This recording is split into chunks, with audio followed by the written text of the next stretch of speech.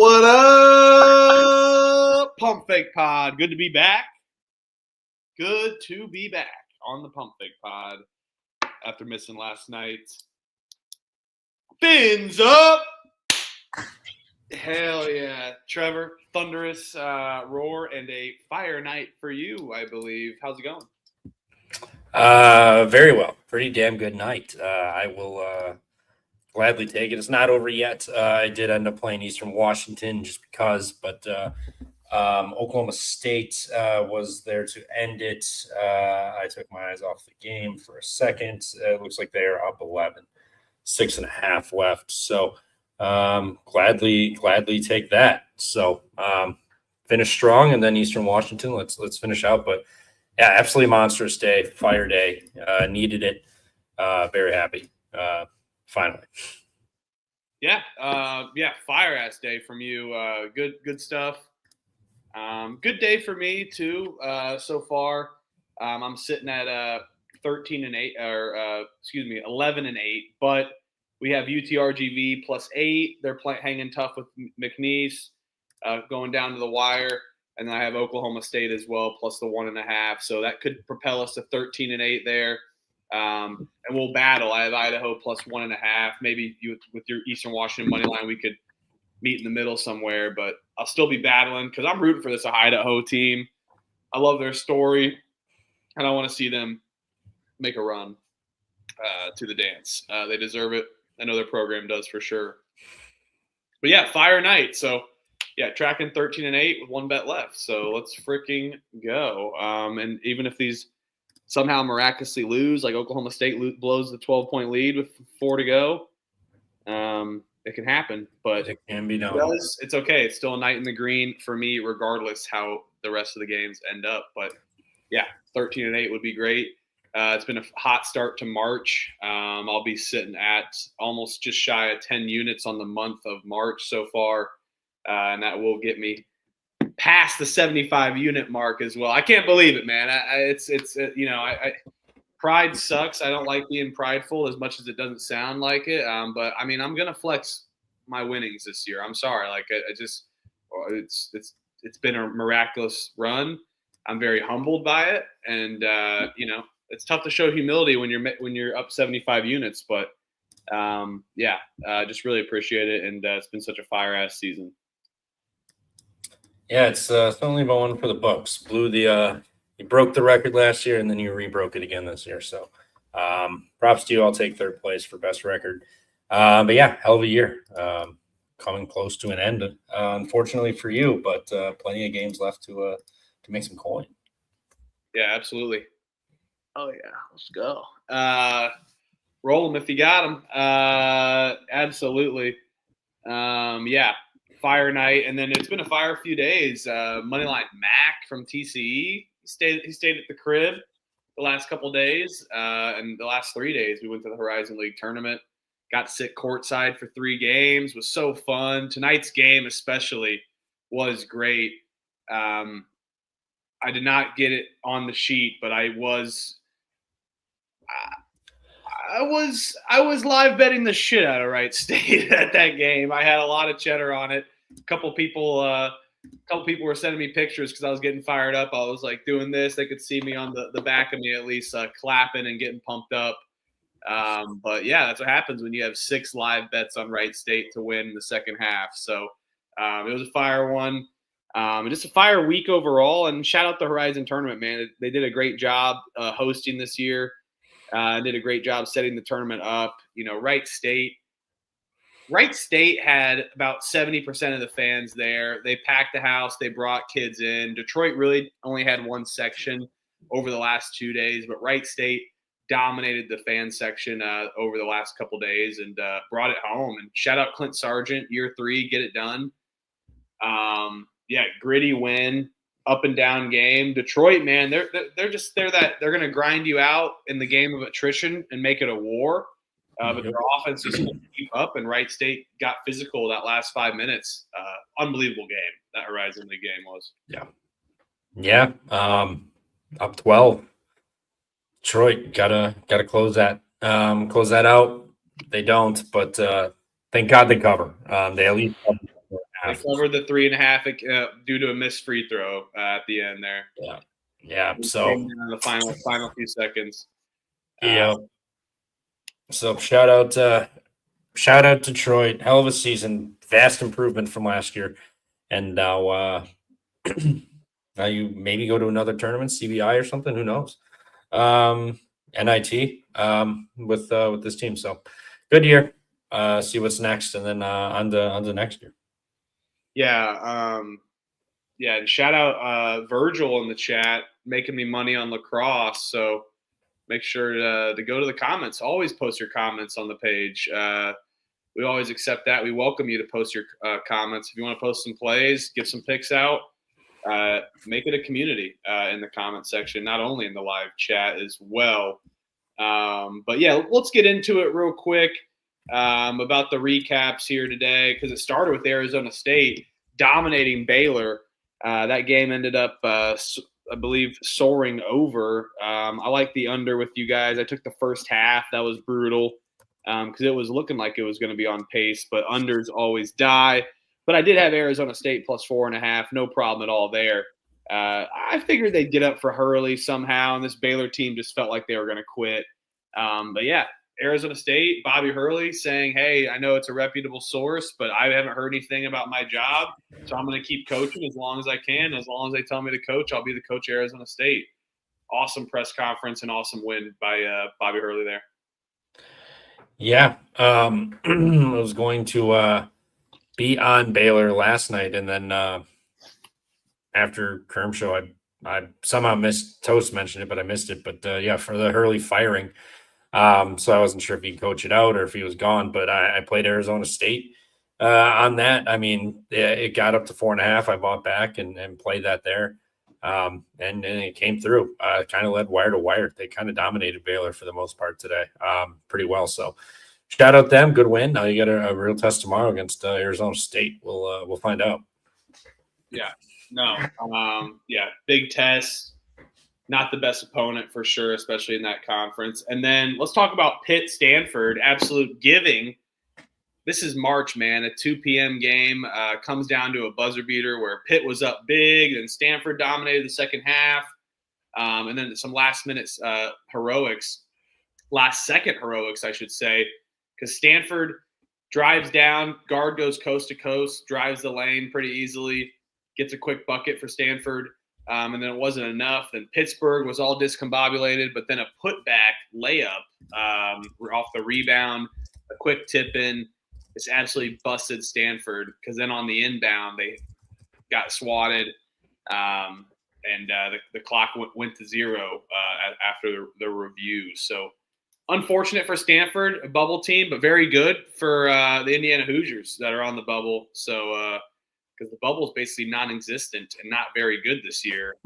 So, yes, I'll take it. Even though I lost my Stanford bet, I'll take it and happy about that loss, I guess. So, but it's tough for Stanford. I like that team this year. Yeah, fought, but Pitt fought till the end. Good on them. I like Stanford, but something didn't feel right. I still thought Stanford would be able to get it done. Didn't play it. Thank God, because Pitt came to play today. So we'll find out if they can carry that on again. But yeah, came to play today, knocked off Stanford. Good win for Pitt. Yeah, for sure. That was a fun game. Alcorn Prairie View, I didn't have anything, but Prairie View fucked them up. No shock there. And then Cincinnati beat up on Utah. I had the over. Oh man. I had the over 136.5. That should not have hit at all, but it came through 139 total points. A lot of it coming at the end where Utah came back. I'm sure blew maybe Cincinnati covers as well too. Do you have Cincinnati? Yep. I thought. Yeah, they were up 12, and then all of a sudden it was a 4-point game. Just brutal. One of my L's today, but yeah, they were right there. Just didn't close, and Utah hit their shot. So props to them. But on to the next. Yeah. And shout out at the Horizon League tournament. Always a good dude. A tailgate report. You need to give him a follow on Twitter. A tailgate report. I think what's his actual is his handle though. But he always makes good funny shirts. What a good dude. Yeah, at a tailgate report on Twitter. Good dude. So met some great guys, met some great Wright State fans tonight as well in the Horizon. So forgot to shout that out, but want to shout that out as well because it was a good time. Because what wasn't a good time was the Syracuse Orange. Something worked out though. I know I'm going to fast forward a little bit and move to the night slate, but what coach won their conference tournament and a ticket to the dance tonight? That's a Syracuse grad that I've been saying is my hypothesis is going to work out. They make the dance. The Siena Saints. Yeah. Who got their ass kicked. Maybe, had some decent showings, but it's not up to Syracuse standards. No way. Hasn't been for years. Coach Autry. Guess who's going to be the next coach at Syracuse next year? Like I said, back in November, maybe December, Siena. Jerry Mack. Coach swap. Let's go. Unbelievable. And cash, the Siena future. I had a Siena plus 370 future. Second future to hit, Queens and Siena. So I'll tally up all those futures at the end of this end of this week. Start to get my March futures little sector. I know we hit a couple last year, but more so in the NCAA tournament. Didn't hit as many conference tournaments that I have this year, but Siena was one of them. So let's go. Pumped up. No pun intended. Yeah. Couldn't agree more. I'm pumped. Yeah, Jerry McNamara has to become the head coach of Syracuse because Syracuse, got their ass kicked by SMU. No, I'm pumped. I think Syracuse is actually going to be, relevant in the next, 2-3 years if they do get Jerry Mack. I mean, shit is going to bring some of these Siena guys over. I'd assume too. They had a pretty good team this year too. They could be decent next year because the ACC has been whatever for a couple of years. It's been Duke and like one other team, Clemson last year, and then UNC this year. So yeah, they could make some noise next year, depending what they do. But yeah, excited to hopefully see Syracuse back towards relevancy a little bit here. Yeah, and then hate them because their fans are annoying as shit. Yeah, it's whatever. Syracuse, 1987 called. We beat your ass. I have a soft spot for Syracuse for some reason. I think just because growing up in the Jerry Mack days, I love Jerry Mack. And also just Mello and Warwick, that whole shtick. But yeah, and then just all the players it had. Devendorf, freaking Paul Harris. That team was fun. All right, Big Ten, true Big Ten tournament. Maryland versus Oregon. Ugh, easy win though. Maryland plus the points. Yeah, money line. At all. Who wants to lay money with Oregon, man? Get out of here. I didn't get it. I was on Maryland money line. Me too. I've had a lot of success when it's very stupid, but when you find a bad team and then it's just a weird line. If you can say, all right, new season, all you got to do is win. Which team actually shows up and fights for a team? Like, which coach actually gets the most out of their team? Which team has shown a little bit of fight this year?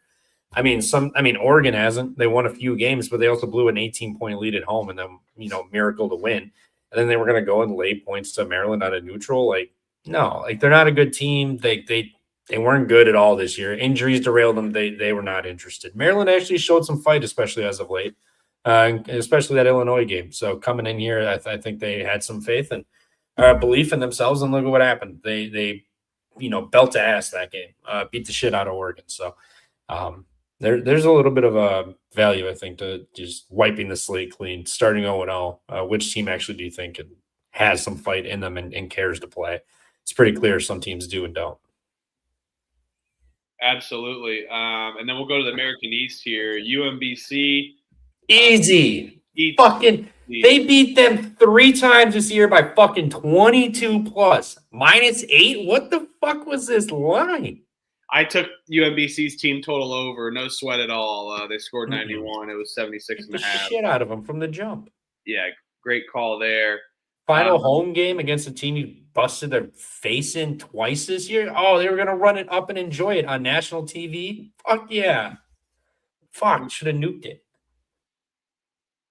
Overtime, McNeese game. Wow. Oh. Yeah, why don't I have that on? Why am I watching the end of this Oklahoma State game? That one's fun. And then in the other American East side, so Vermont will play UMBC again. That'll be a good game. Vermont ends the NJIT season. Unfortunate for our guys if they're body saying technology. She won it. I'll miss you, AO Technology, for NJIT. But how bittersweet that it ends on a cover for us, no problem. Plus 13.5 was a little dicey there, but they got it done and only lost by 9 to Vermont. So a good little end to NJIT. Maybe we can see them in the postseason and put a bet out. But fun, man, fun stuff for NJIT this season, and props to them making a semifinal in the American East. Yeah, I think I spaced on betting Vermont. I really liked Vermont today. Oh, and they came out to that. Arnold, I did bet it, and then I went to go. I was going to go bet it live, and they were up early, and so the line was inflated. I had to lay off. I'm just saying you couldn't. I mean, all NJIT's done for us this year. No, I get it, but the line was ridiculous. They'd beaten them once, played them to like a 3 or 4 point game at home. Then it was going to be a 12-point line. I just thought it was a spot Vermont was going to come out, kick the shit out of them again. 0-0, new season. Which team cares to play Vermont? Vermont had been showing up, and then NJIT lost their last 4 and then barely beat Maine. So it was looking like the right cap early, but NJIT gets it in the end there. Good on them. Another ATS win to end the year for the Nerds. Hell of a season. Leading the the American East late in the season like that. Incredible. Hang the banner. Yeah. Good win for me there, NJIT. I thought you'd for sure be on that. I will admit I had a lot of beverages yesterday, so I did not partake as much as listening into the pod or remembering, that is. Missouri State beats Florida International. I got that one right. It took Missouri State, but I didn't bet it. I picked them. So. Oh, me and Elliot were on them. Yeah, I do remember that. Now that you mentioned it. And it didn't look good for a while. I'm kidding. I did bet Missouri State, actually. My bad. There you go. It didn't look good for a while, but got it done. So technically I'm 12-8 with 2 left. Oklahoma State should cover, so I'll be 13-8 actually again. But then we need UTRGV to not blow a random cover in overtime. And then another bittersweet end to a team that we love. Hopefully we get to see them again. Mercyhurst, man. We knew that Bernie Blunt did his damn thing. He did his best. We knew the season was finite. We knew that it happened. And what was going to be the end for Mercyhurst was just unfortunately a technicality. But Mercyhurst, man, so much fun. Shout out Bernie Blunt. 26 points on 10 for 18 field goals. Only went to the line twice on those amount of points. So absolute stud. He gave it his all. I was talking to him. He's saying, "Hey," I was like, "The technicality is bullshit," and he's like, "All in all, that's just noise, and we need to go in and get it done." So, great performance and another great season for Mercyhurst, man. Yeah, no, he was balling today, doing his best to keep him, keep him in the game, but no dice, man. But hell of a season from Bernie in the squad. In honor, burn him if you got him. Shout out Bernie. Shout out Kobe Dan for that great fucking saying whenever we talk about Mercyhurst and Bernie Blunt. But yeah, great season. You know, a lot of these basement dwellers last year, I shouldn't say a lot, a noticeable amount of these basement dweller teams really made a bounce back this year. And it was fun to watch, and it was very profitable, especially when you get a team that didn't do shit and let everyone down. Comes back the next year, you're going to get good numbers. So hopefully we take advantage of some of these teams next year. But yeah, good on them. NJIT, Mercyhurst, all of you. Good runs this year. Yeah. Shout out Mercyhurst. Unbelievable season comes to an end. And Long Island, fins up. Unbelievable. This is what March is all about. getting some notoriety randomly, getting some little clout from these low-end teams. I'm glad Long Island's one of them. This is my favorite bet of the day. And yes, it's disgusting. Wake Forest comes through in overtime. Great game, 95-89. Wake Forest kind of blew it, of course. They played a lot of overtime games this season. And they get it done and covered. Keep the points, though, Wake Forest, because they win outright. So good win for Wake Forest. What was that? Everything all right over there? Yeah, something fell, but I don't know what the fuck. All right. I don't know either. Yeah, no, I liked Vatek. Didn't play him. I was going to try to wait for money line because it wasn't open for me last night. Then it kept going down, and then the Imani Hansberry news came out. So I just laid off because the books obviously were not aware because the second that news came out, it was getting bet down. It moved like a point and a half at least. So didn't take it. They almost had it at the end, fell through. Somehow Wake Forest doesn't fall on their face and gets it done. So good on them. Tough for Vatek, but Wake Forest moves on. And I think they're about to get lit up tomorrow. Yeah. Let's go Wake. They just scored 95. They're in trouble. We'll talk about that one. BYU beats up on Kansas State to bed the terrible season of Kansas State. Hopefully not see them. If they make the fucking Crown tournament, that's a joke. Stephen F. Austin, Texas A&M Corpus Christi. Stephen F. Austin survives. I lost the bet in the cover, but a buzzer beater layup basically for Stephen F. Austin. A nice little drive to the bucket. I love when they drive to the bucket late. It's always fun and a good sweat and a great drive and great win for Stephen F. Austin as they move to the Southland Championship to see the winner of this UTRGV McNeese game.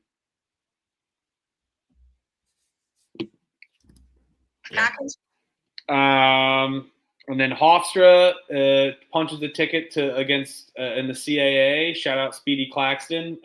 New roster a little bit this season, some turnover, and then gets it done. We talked about the Wright State, Detroit game, and the Horizon game. Northwestern Penn State. Northwestern beats up on Penn State, puts to bed Penn State's season. If they make the Crown tournament, even more trash. Don't want to see any Penn State basketball. And then Jackson State covers and didn't even need the points. That game was like this, man, up and down. Grambling was dominating. Jackson was dominating. And then pulls away late, wins by 3. I don't know why I didn't just I don't know why I didn't just play my boys in Jackson State. Called for it last night, didn't play it, and they went outright. Shout out them Jackson State Tigers.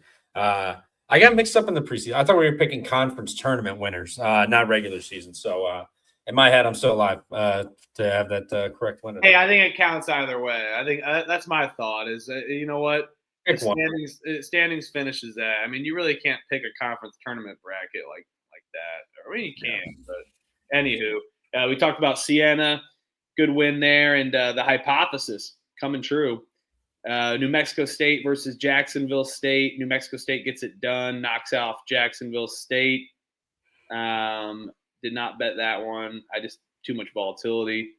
And then Montana, just a great March team. I don't know why I faded them. I love my Portland State guys. They're a good rebounding team. They like to play interior. You know, I love that physicality from Portland State, but they just didn't have it, couldn't match it. They had a nice valiant effort being down 15 at the end of the first half to only lose by 3, coming down to a last-second shot to try to tie and force overtime. So good comeback for Portland State, but does not get it done. And Montana advances to the final, and we'll see the winner of Idaho, Eastern Washington. So, Montana, always a good team in March, man. Yeah, they're showing up. That's what they do. It's going to be in Montana, Eastern Washington, hopefully, final tomorrow. So I'm excited for this game. And shout out this, man. It's almost 11 o'clock, and we got a game tipping off. Perfect for this night. Us night birds. I'm excited. Let's go eat up. Yeah. I mean, this is what it's all about. Wall-to-wall basketball from noon to midnight. And that's what March is all about. So shame if you're only here in March, but we'll welcome you. Shame. And then Gonzaga, Santa Clara the under comes through, no problem. Easy. Sweat-free. Easy, no problem. Great stuff there. by Gonzaga all season, just printing unders for the most part. Unbelievable. So, yes. And then also, I have to shout out the rhythm play of the day as well, too. Because what's going on with the rhythm play? Remind me, what was the rhythm play of the day last night again? I'm drawing a blank on Elliott's. Mine was Oklahoma State money line. Didn't need the points. Yeah. So shout out them. Cowboys. Rhythm even tweeted it out. So go to @rhythm_AI. I didn't even know that. They tweeted it out. It was fun stuff there for Oklahoma State money line. Let's go, Trevor. Nice win. Rhythm. Yeah, go retweet that. Show some engagement there. Rhythm back that. So support Rhythm. They support us. Come on. Yeah, support Rhythm and go to Rhythm. It's a great product and it's a great a great app and just betting software that you're going to want to do all March and to play with it because it's always fun to tune up models, especially the models that you don't even have to worry about the time constraints at all. Back in the old days, having to plug CSVs, Excel spreadsheets, uploading multiple CSVs here, there, doing formulas, those days are done. Because now you can go to Rhythm using Rhythm's models and you predict your own model as well too, messing with different statistics and how you want to fine tune your model and what stats you want to see out of it. You have the chance to do that at the click of a button using Rhythm.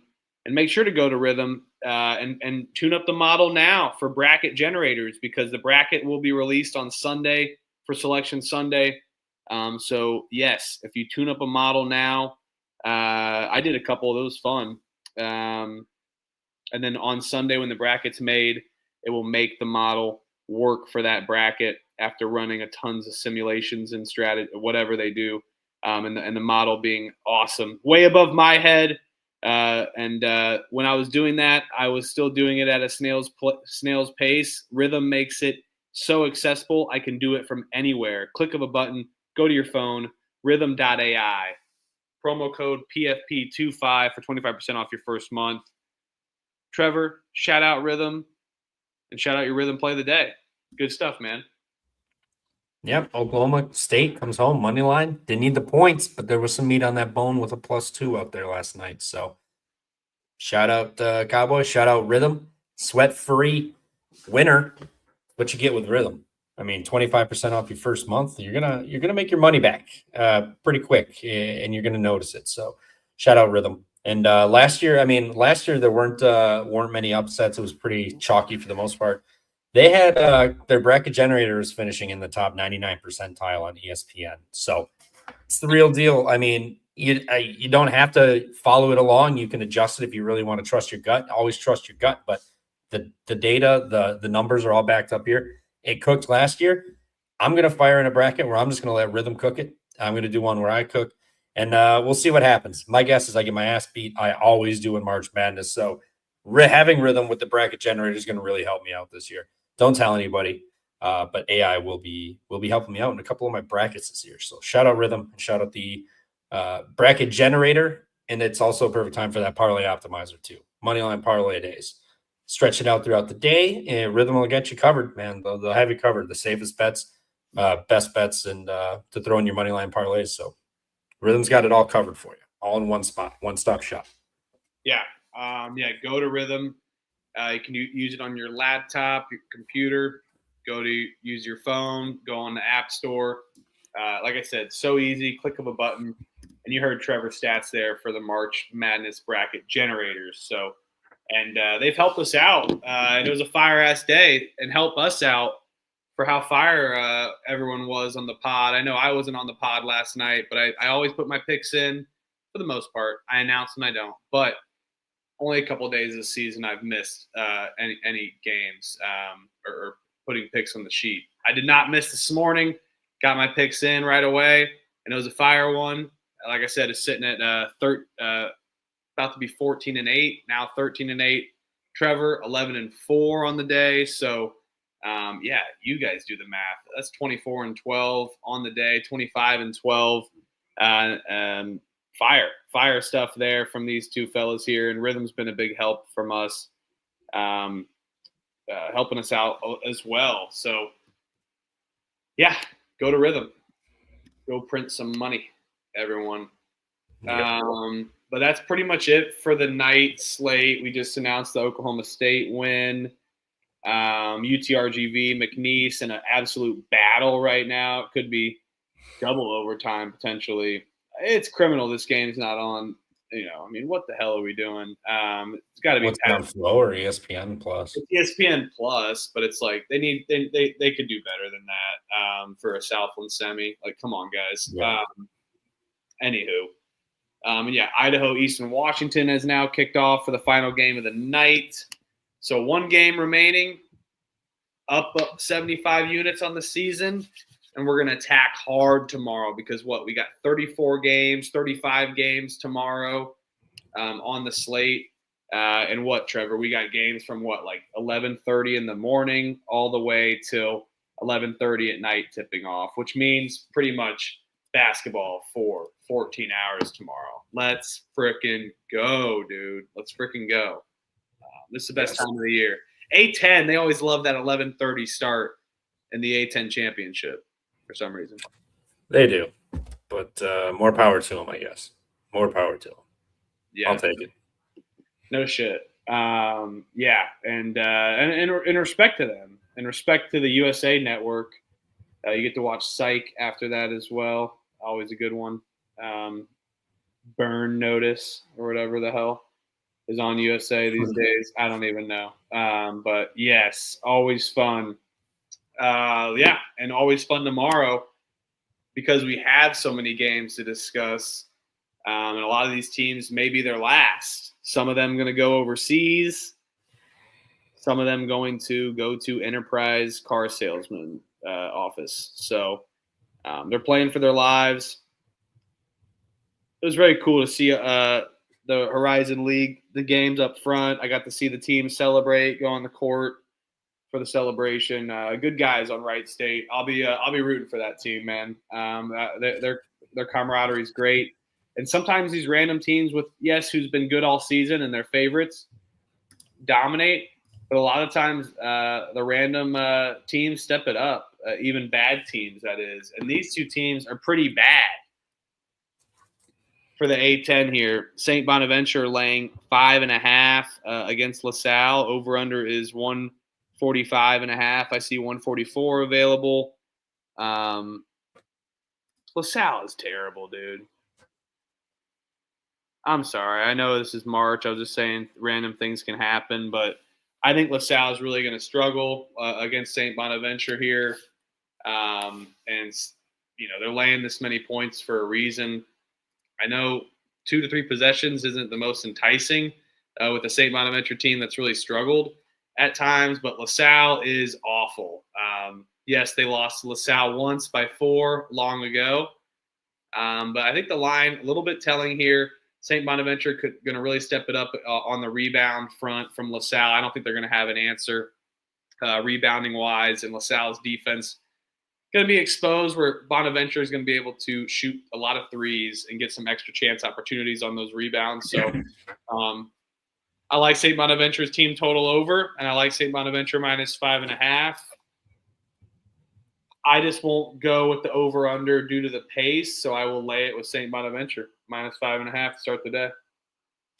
Yeah, I like the Bonnies here too. A10 also first half under. Got to play every first half under for the A10. Oh yeah, that's true. Yeah, we got 68.5. 4. I think there's 4 of them on. So 4 blind bet first half unders. The second that line opens up, grab it if you can. Under 68.5 right now. I see. I'm taking it. There you go. Fire that. The A10. I don't have. I gotta talk to Kyle. I don't know how he looks up his stats, but he's got a way to. I got to find out how. But the A10 first half unders, and it might be unders in general, but I know first half unders have been money over the years. So blind play those. But yeah, St. Bonaventure. I mean, Schmidt retiring at the end of the year. Also, they did not show up in that game after the announcement against St. Joe's, lost on the road by 12. But New season. You got a good team. You just haven't shown up this year. You've been playing really tight games as of late, too. Oh, shit. Wrong button. Excuse me. Playing tight games, 5 points to Davidson, overtime loss to Washington on the road. Mason got you by 13, but beat Rhode Island, 5 point loss, 6 point, 3 point, 2 point, 4 point. Tight losses. Now they're laying 5.5 here. I think this is the spot they get up for Schmidt. New season. They come in motivated, ready to play, send them out on a high note. And LaSalle can't score. This team is consistently losing by double digits. Give me the Bonnies minus the 5.5. I will lay it early with the Bonnies here to beat up LaSalle along with the first half under. Yeah, I'm in first half under. I'm in for that. But yeah, lock up St. Bonaventure as well. But yeah, true Big Ten game here. Iowa laying 11.5 against Maryland. Over under is 137.5. Dude, as much as I think Iowa can really drill them and can lay it to get chalky here, because Maryland's just terrible. It's just too many points for me in a conference tournament game. Maryland could be playing for a little bit something extra. There's no really analytics about it. This team's terrible. Don't get me wrong. But if we want to get analytical, Iowa, really slow-paced team. Maryland as well, slow offensively, where I think the score is just not going to be high enough. Iowa just played an overtime game on Sunday, where it was a high-scoring game. I think it's going to be a slower-paced game where Maryland can hang around. They won by 7 against Iowa before. I think they're going to be competitive for the most part, but you know what? If Iowa's winning by like 15 to 18 points, that back door is wide open for Maryland late. So let's go Maryland plus the points. One last time, hopefully betting on this Maryland team. It worked today though. We'll give them respect. Yeah, I like I like Iowa. They played Maryland on the road this year, lost by 7 already. I know Iowa hasn't won some games down the stretch. The Maryland Penn State losses are brutal, but Nebraska took them to overtime. Michigan was a 3-point game. Wisconsin, that was a blowout, but Purdue also a blowout. But they've been playing tight down the stretch here. For the most part, beat Ohio State, beat Nebraska, played Nebraska again on the road, went to overtime, and then Michigan was a 3-point game too. They're playing tight. I think getting a Maryland team that just played here today, they played a bad Oregon team. Ben McCollum, I think, is going to grind this out, make this a disgusting game. I don't think Maryland's going to shoot as well as they did today. I think Iowa locks them down. I think Bennett Sturts takes control of this game and does his thing, not to mention the revenge factor. I think Maryland got their big win. Congrats. I think Iowa kills them tomorrow. I think this is a big line for a reason. Maryland just got a big win today. I think a lot of people are going to like that 11.5, seeing what Iowa's done lately. But I think this is the spot they get up and run Maryland out the gym via the defense and just kind of suffocating them. So give me Iowa here. 74-50, 61. I don't give a shit what other people do, by the way. Fuck them. Maryland. Bring on everybody. Screw them. Public ain't betting on that stupid team. NC State laying 8.5 against Pittsburgh. Over under is 143.5 here. Pittsburgh, great play. Deontay Minor, and then on the take there, and then a great putback. Like we talked about, fire ass game. Will Wade was watching. Saw him in the audience. He was scouting. Do I think NC State is worthy of laying 8.5 points? No. Do I think Pitt sucks? Yes. I'm going to lay it with NC State. Pitt played their hearts out today. At times, they get really streaky. Yes, laying points with NC State hasn't been fun, but I think the line is a little bit telling here that they're going to step it up, respect the books a little bit. And get it done. They beat Pittsburgh by 9 last time out. They've lost 4 in a row. Now they're laying 8.5, 10-8 in conference play. It's just crazy to me, man. I think it's just more so a hedge on against Pitt. So give me NC State. Let's go. They're going to win by like 30. We got a low total for a reason. I mean, NC State's been giving up a shitload of points to teams, so I think that loans benefit to Pitt here. But Pitt plays incredibly slow. Their defense has been, pretty decent lately. NC State on a neutral year, they've been losing games left and right, basically down the stretch. All of them. They're gonna have some tight assholes tomorrow. This is, as Elliot would say, a sphincter play. They are on the verge of a loss tomorrow is going to really really hurt them. I think in terms of the seeding and potentially maybe even bubble. I don't know where they sit, but having all these losses down the stretch and then getting bounced immediately in the conference tournament is not going to be a good look. I think they got tight sphincters, tight assholes tomorrow. Give me Pitt plus the 8.5. Slow it down, keep it in the mud. NC State, they're going to play tight. I think we get a lot of clangs. I think we get an under, and I think we get a game where Pitt hangs close here and is putting their pressure on NC State coming down the stretch. So give me Pitt plus the 8.5, maybe a little bit of money line sprinkled too in this one. All right, trusting in Jeff Capel there. Let's go. Iowa State laying 11.5 against Arizona State. Over under is 147.5. What are you doing here, Trevor? A lot of Iowa State fans in attendance, but Arizona State off of a win here. What you doing in this one? Yeah, I mean, this one's they just played. I mean, Iowa State beat them by 21, laying 11.5 now here too. This is, if I'm not mistaken, this is like basically Hilton South or West or whatever the hell it is. All these Iowa State fans show up. Arizona State, big get up today. They played well, and Mo Odom didn't really, didn't really do too much today. 9 points. He had 4 rebounds, 3 turnovers, forced 3 steals, and had four fouls. He didn't do a whole lot of anything. They put up 83 on Baylor. Iowa State's defense is not, I wouldn't say is that bad to what that just happened. So I don't know if Arizona State gets as much as they had yesterday. I think Lipsky and company can keep Odom in check, and then Diop is going to be the problem. But Josh Jefferson's a big dude. I think he can bully him around. I think we get another replication of what we saw the other night. Give me Iowa State minus the 11.5.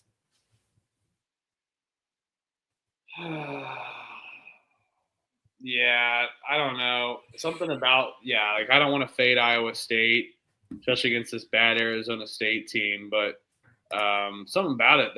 They're playing strong. They have nothing to play for. Iowa State, yes, they do dominate in this tournament. And to your point, they just won by 21. Now that Arizona State's playing the points, I'm going to go with the Arizona State here plus the 11.5, but I'll let that number continue to climb. But I like this number more. ASU, Iowa State over 147.5. I think that's my two-sided angle there. Hey, Iowa State drills them, beats them up. They could score 90 to 100 points. This over should hit.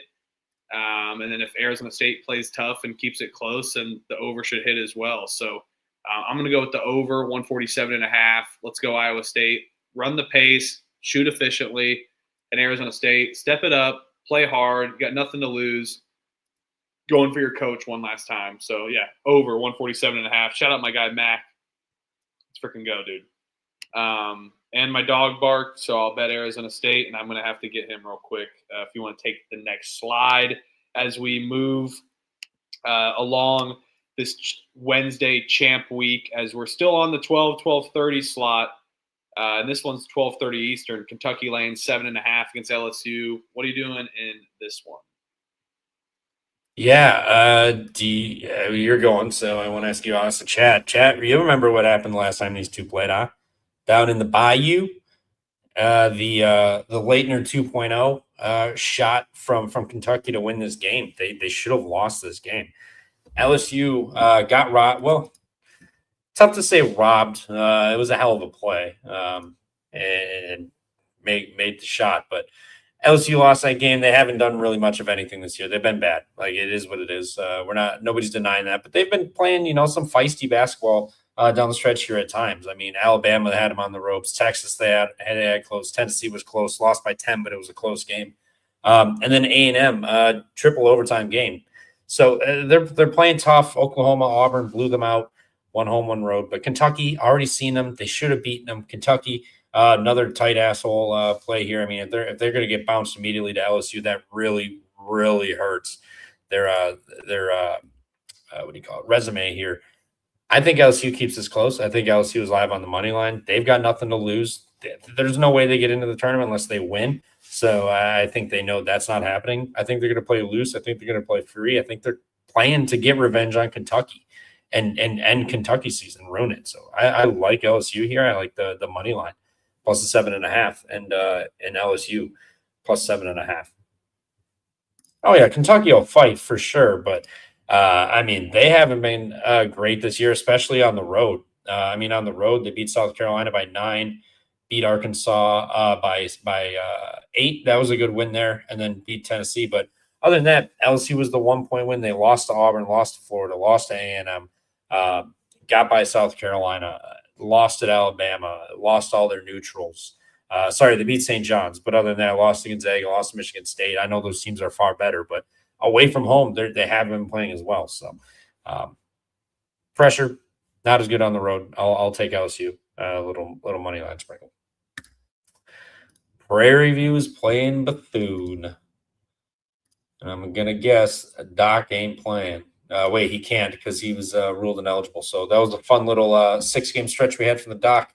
I always ask, and I always remember because he hasn't played in 2 months. But Bethune playing damn good. They played Prairie View last time, 6-point win at home. And then prior to that, that was the only one this year. Yep, only once. So it was a 6-point home win. Now they're going to play here on a neutral coming in off of a loss last week. Prairie View is playing good ball. Winners of 4 straight, 6 of the last 7. I think they're playing good. No Doc Bradley. Bethune is the number 1. I think they probably fall. Give me Prairie View plus the 4.5. They're playing good. Got a big win today. Bethune coming in off of a loss sucks, but Prairie View played them tight before. I think they can play them tight on a neutral and get this done. So give me Prairie View plus the 4.5. Yeah, I'm with you here. Give me Prairie View plus the 4.5, but this will be my first no bet of the day. I've already doubled down on some games already, so I'm just staying off of this, just doing in the principle that I had Bethune-Cookman and have bet on them a lot this season. So just going to stay off of it. But give me Prairie View, and I think you're gonna be shocked here on this one. You really think LSU is gonna stay in this game tomorrow? Oh yeah, I mean Kentucky was lucky to escape the last time they played, and Kentucky's not as good on the road. So I don't know why. And LSU's got nothing to play for. They're going to play to ruin Kentucky's season and get revenge. No, give me Kentucky's team total over 78.5. Foul game's going to get it done. I like them on the spread, laying points. I think Kentucky's going to get it done, but and this LSU team is so fraudulent, and you're obsessed with LSU. Just admit it. They're on your favorite team list. They are. Yeah. I mean, they've been. Hey, when I bet them, they're profitable. Yeah, not tomorrow. All right, Richmond laying 4.5 against Loyola University. The Ramblers of Chicago. Richmond just played an awesome game, didn't they, last time out, huh? Buzzer beater? Yeah. Against Duquesne. Duquesne buzzer beater. Sick-ass comeback where Richmond just blew a massive lead. Now you're getting this Loyola team here in the A10. What are we doing? First half unders blindly here again, Trevor? What's that? We're doing first half unders here blindly, You said? Yep, that's my play for this game too. I don't really have a feel. I'm not laying points with Richmond. If I had to pick a side, I do kind of, I'm kind of intrigued with Loyola. They're playing feisty, good ball. Now this is like a textbook fresh season spot. This team had high hopes, expectations, and they failed miserably. Kind of found their legs towards the end of the season. Fresh start, maybe they come out and they play inspired. Actually, yeah. Give me Loyola plus a 4.5 in the first half under in this one too. I'll play Loyola. Yeah, I'll do the first half under with you. I'll do the first half under with you, but I kind of like Richmond here. I think they bounce back after their 30-point breakdown, just absolute collapse against Duquesne. So I think they bounce back. Finally put to rest this Loyola Chicago season.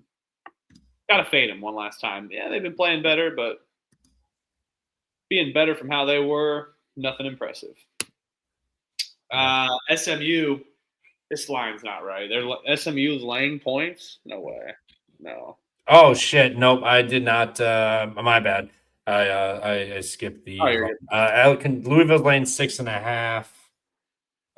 Total is second 6.5, 163.5. Yeah, Louisville's been dominant for sure. They've looked good at times. When I bet against them, they just shoot lights out. And SMU sometimes can be fraudulent, especially after their win by 20 or almost 20 points against Syracuse. I'll take Louisville on the spread. I think they're better. They get this one done against an SMU team here. Yeah, I'm with you. I like laying the 6.5 with Louisville. Gotta show up here and get a win here for Pat Kelsey. You guys cannot get dropped here. I think their offense is gonna be too much. SMU doesn't play much defense. Syracuse just it does what Syracuse does and died out and couldn't score. I mean, they shot 7 free throws, 4 of 7, and 9 of 34 from 3, so 26%. You're not gonna have that problem with Louisville tomorrow. Louisville's gonna score and they're gonna shoot efficiently. I like Louisville. I'll lay the 6.5 with them over SMU. Different team here playing Louisville than what you call it, Syracuse. Not a fan of the number, but I think it's telling that Louisville is going to put it on SMU here. Maybe an over. An over might not be a bad spot. Syracuse scored 70 still. Only scored 7 free throws and shot 26.5% from 3. So scored 69. So maybe an over here might not be a bad idea. USC is playing Washington. Washington is laying 5.5, over under 154.5. Man, laying 5.5 with Washington. That doesn't seem ideal. Not ideal here, but man, does Steinbach really have anybody that's gonna stop him? I mean, the last time he played USC, he went for 22 and 24. I mean, he went bananas. I don't see why that stops tomorrow. I will. Excuse me. How many points? They scored 91. I'll take a Washington team total over if I got to pick a side. But what I'm going to try to do is get on Steinbach over rebounds whenever those get listed. I'm going to see what the number is and maybe play that because I think he eats again here. Nobody's been able to stop the guy. So if we get a decent number, I will play it. Yeah, I'm kind of with you there. I certainly like that. They've been kind of rolling, looking better as of late, while USC's been on the opposite end of the spectrum there, and it just struggled obviously with the TMZ news of Baker Mazzara. Something maybe off with that team. Feels like this is a forget about it year on USC's end and Musselman. I'm with you. I like Washington here laying the points, but I think your angle on the team total is better. I see 78.5. I will take the team total. I think they score 80 points. Their offense has looked good. Yes, it's a little scary maybe on a neutral, but I still think Washington slamma jamma gets it done. I'm with you. Let's go, chat. Auburn playing 7.5 against Mississippi State. Over under is 158, 59.5. Get out of here. Trevor, we don't need you super high and mighty on Mississippi State again. No unit and a half tomorrow on this team, love. But No unit and a half tomorrow, but I think I will bet on Mississippi State because it's just too many points. And this Auburn team in the news as of recent. Yeah, Auburn's better on paper. Yeah, Auburn's probably better than Mississippi State. But I still think guard play is fun in March and can go a long way, especially on the neutrals. This game could be hectic. And Auburn is bullshit. Nepo baby. It's in the news as of recent. Kind of will be interesting to see how this one pans out for Stephen Pearl. He may be on a thinner leash than people think. So, yeah, let's go Mississippi State plus the points. I see there's 8.5s available. You can get that as well. I see 8s. I have to take a flat 8. I will do that with Mississippi State. I will be on Auburn. Do you like to make money play? Auburn minus the 7.5. They lost to Mississippi State at home, 91-85. And then they proceeded to not play well. I'll give you that. They beat LSU and Kentucky. But they lost to Mississippi State. You get revenge, and then you got Bruce Pearl getting into it with the Miami, Ohio group about Auburn, this and that. And basically Auburn has to win the conference tournament to get in to get into March. Like, it's pretty damn close. It's basically where they're at. So I think this is a motivated group on the road. Revenge. You've had Bruce Pearl talking shit. His kid has to back it up. This team does have some pride.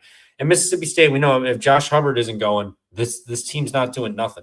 They lost by 6 to Mississippi State on the road, and Josh Hubbard went for 46. He went for 46 of their 91. So yeah, Auburn, lay it minus 7.5. They're going to run it up on Mississippi State tomorrow.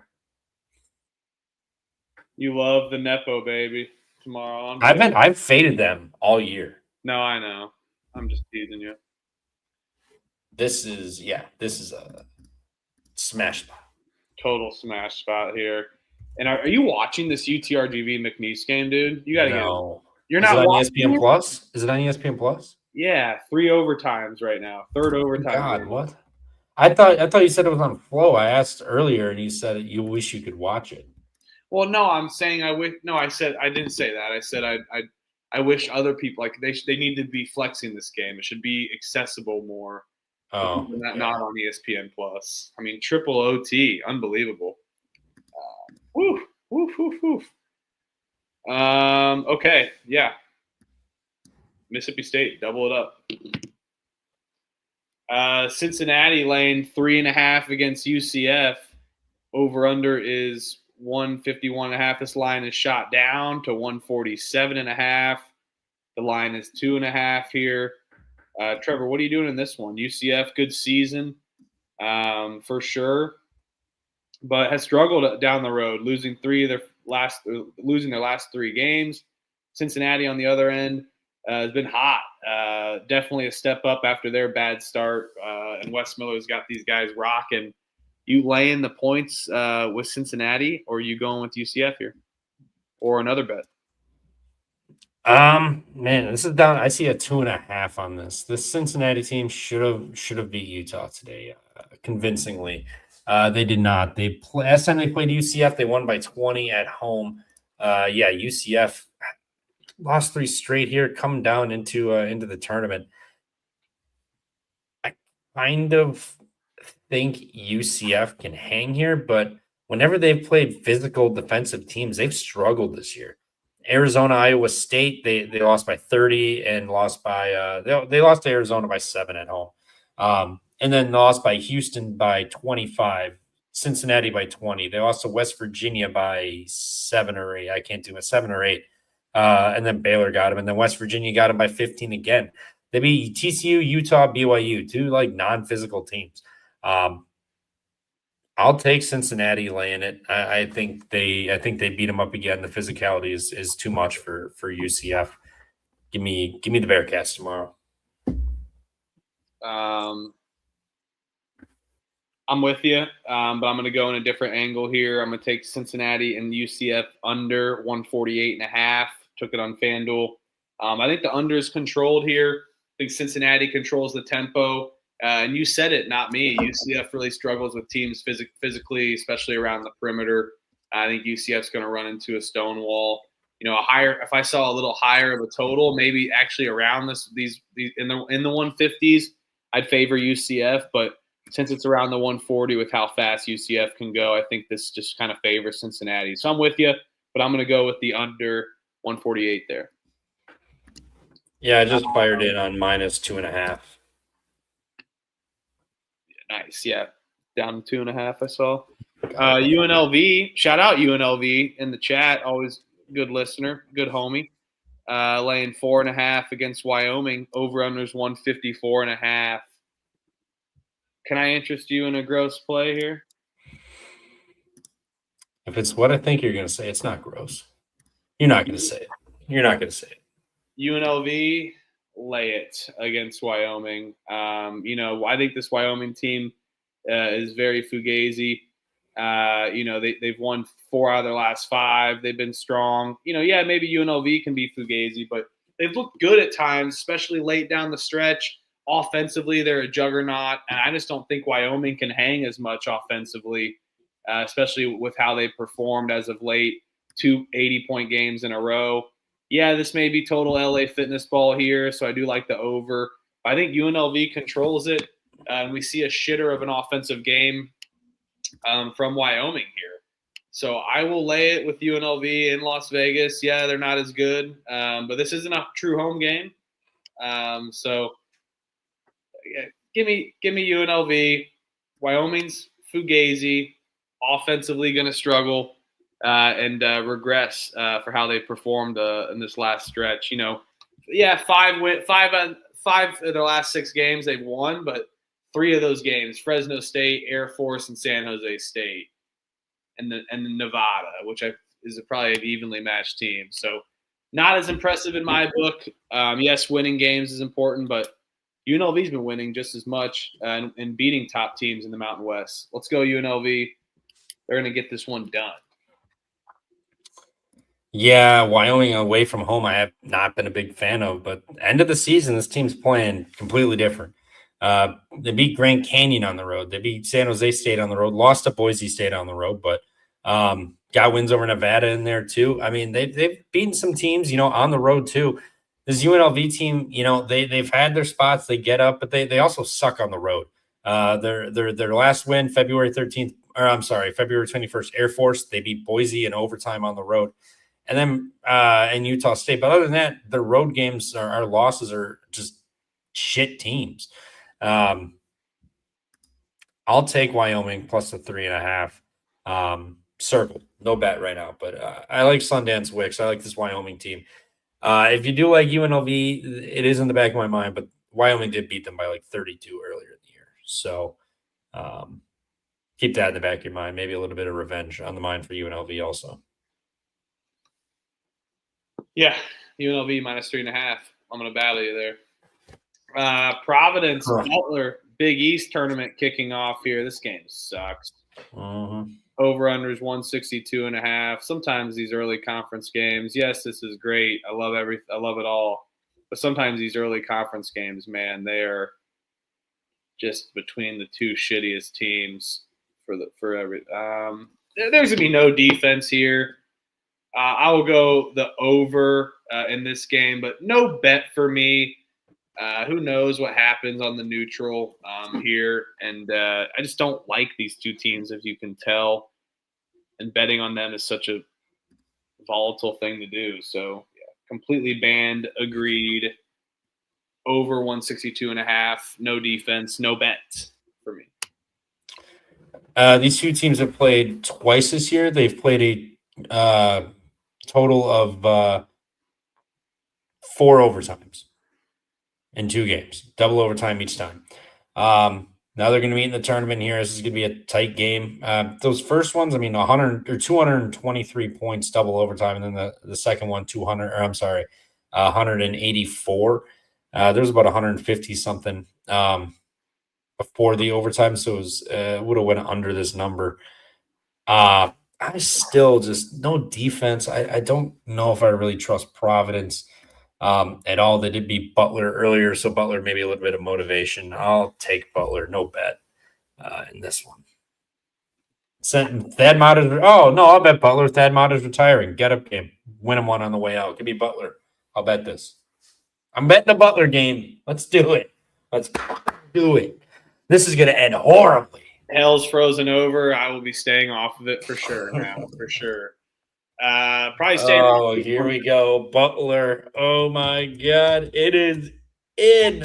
Oh, you madman. disgusting. You madman. Yeah, shout out UNLV. Let's go. UNLV. We're winning tomorrow, by the way. And yeah, hit that like button. Let's go, Elliot. All right. I only have 2 no bets so far. This will be my 3rd on the slate because some of these games I'm doubling up. I'm taking an over and a spread. We're getting freaking crazy, but I don't want to get crazy with this one. Gonna be simple here. I've said it a lot this season. I will fade Air Force. No bet though. I don't want to lay that many points to Nevada, but Air Force is terrible, so probably should lay it, but no bet. Yeah, I will not bet this. I will lay with Nevada also. Air Force is horrible.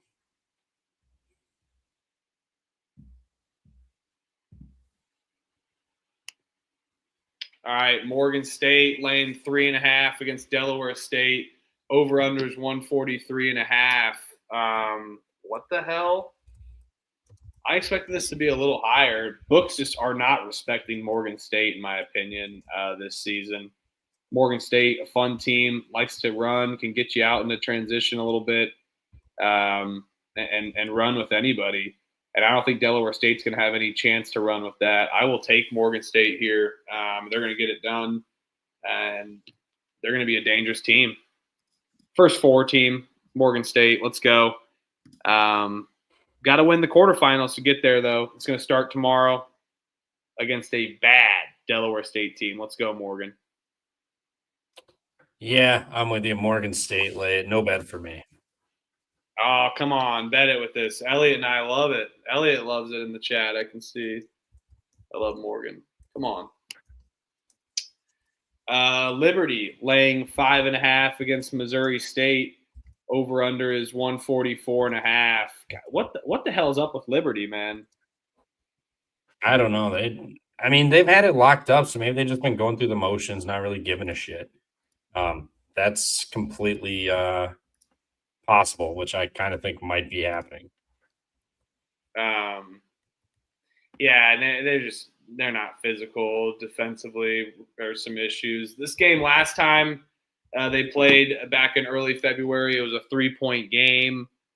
So this will be their second time playing.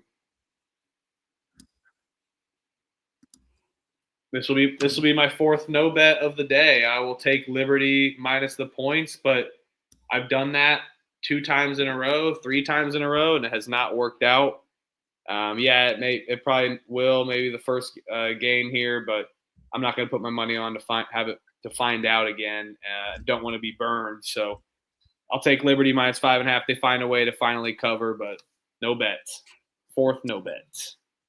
Yeah, I'm with you. I think it's a buy low just based on what they've been doing. Missouri State, not a good team, needed a miracle to come back today to get that done. So I think Liberty is a buy low spot. They snap back into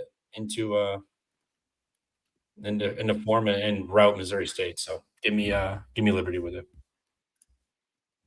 Yeah, and shout out my guy Virgil in the chat. Elliot's right. We did shout out Virgil earlier in the show, and we also encouraged everybody to put some picks in the comments. Comment your picks. We'd love that. Yeah, let's go. Marquette laying 4.5 against Xavier. Over unders 153.5. This game sucks even worse than Providence Baylor, man. Holy shit. Marquette's kind of been playing good though down the stretch, no? They have been, and is Trey Carroll probably not going to play? And what team did they just beat last time out? Marquette beat UConn. Yeah, they did. And I'm going to fade the hell out of that big win that they had, Super Bowl season. Yeah, Xavier's ass. I'm a little worried about Xavier. 40 minutes defensively, but they're going to find a way to get it done. Marquette off of their Super Bowl victory against UConn here. So Xavier, please step it up defensively. Marquette can really hang around the 3 defensively. So we need Xavier to do what they do best, and that's shoot the 3 and find ways and find holes in this Marquette defense. So let's go Xavier plus the 4.5 off the fade of the UConn win for Marquette. No, I'm just going to fade Xavier. Patino's first year in the Big East here, Shaka and company. They have a lot of guys from last year too, so this team knows what it takes. Xavier, no Trey Carroll. Well, he's very doubtful for tomorrow. Probably not going to play, but it's not official, so it still could pull a wool over our eyes, as the oldies would say. No offense, love you all, but I think Marquette beats the shit out of them. This is an experienced tournament team. Xavier, completely new transfers, new coach, new everything. First year Big East tournament. I think they struggle. I think Marquette gets it going. They've been playing better lately. There's not going to be anybody down low for Xavier. I think it struggles. Their get-up game they had without Carroll, they lost to Villanova and didn't cover. So give me Marquette. I think they win this game like 86-77, something like that. So let's go Golden Eagles. Come on, Shaka. Don't let me down. Yeah, and McNeese now up 4 late in the third overtime. So, yeah, UTRGV hopefully can cover here. I think we're good on the cover. Don't want to mush, but unfortunate. What a game here. 3 overtimes. The place is going bananas, too. Place is awesome. Indiana versus Northwestern. You got a line on this one yet? Sure, it's probably. Yeah, Indiana's laying 4.5 over under 143.5. Laying points. Is this a revenge spot? I would assume so, but I don't know if I can, man. But I can. I'll go against my better judgment. I'll lay it with the Hoosiers here. Revenge angle against a Northwestern team that just shut out Penn State.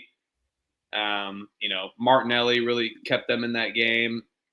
Outside of that, Hoosiers played good defensively, but just shot the bed offensively, which you don't see from this Hoosier team. It's normally the opposite. So I think they can bounce back. A lot of people. We'll see how Darian DeVries does. We'll see what happens. So hearing some mixed things inside the camp, the Hoosier camp. But got to give them time. Big win tomorrow. You need to win a couple games. This isn't a complete out on the Hoosier season yet. As we saw Stanford go down, UCF could go down. There's teams on the bubble that could really shit the bed away. So and the bubble's not that strong. So Hoosiers still playing for a tourney bid. Hopefully they have the momentum, but man, they suck right now. But I'll still lay it with the Hoosiers. Yeah, you got to think revenge here. I think Indiana wins. I think Northwestern covers.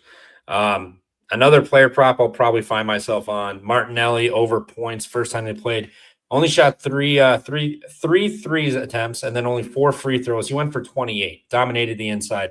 I don't see what changes in this one. Reed Bailey did not all of a sudden just bulk up and grow some muscle. So I think he's a labia, man. That guy is. I think Martinelli does what he wants. I think Northwestern gets it in there. I think Martinelli has a massive, massive game tomorrow.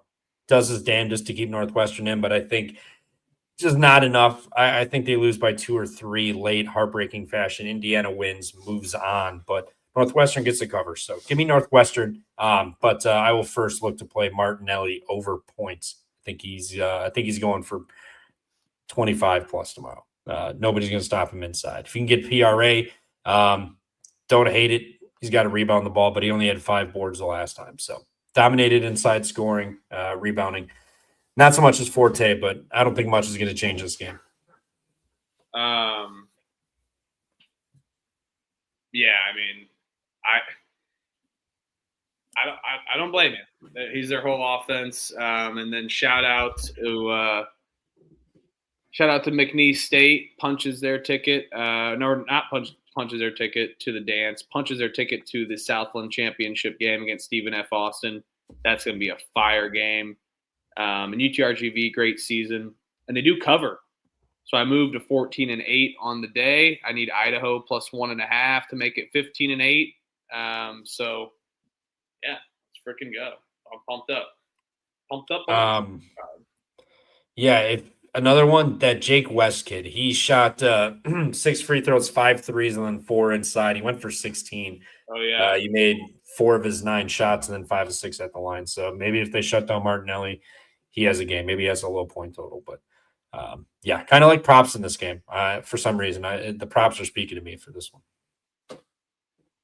Those are all gone. They took so many props away from everything, I feel like. So, but you can still find college is a little tougher to get down on. It's more like prize picks and underdog. You got to do with that stuff, which is parlaying, so it's not ideal.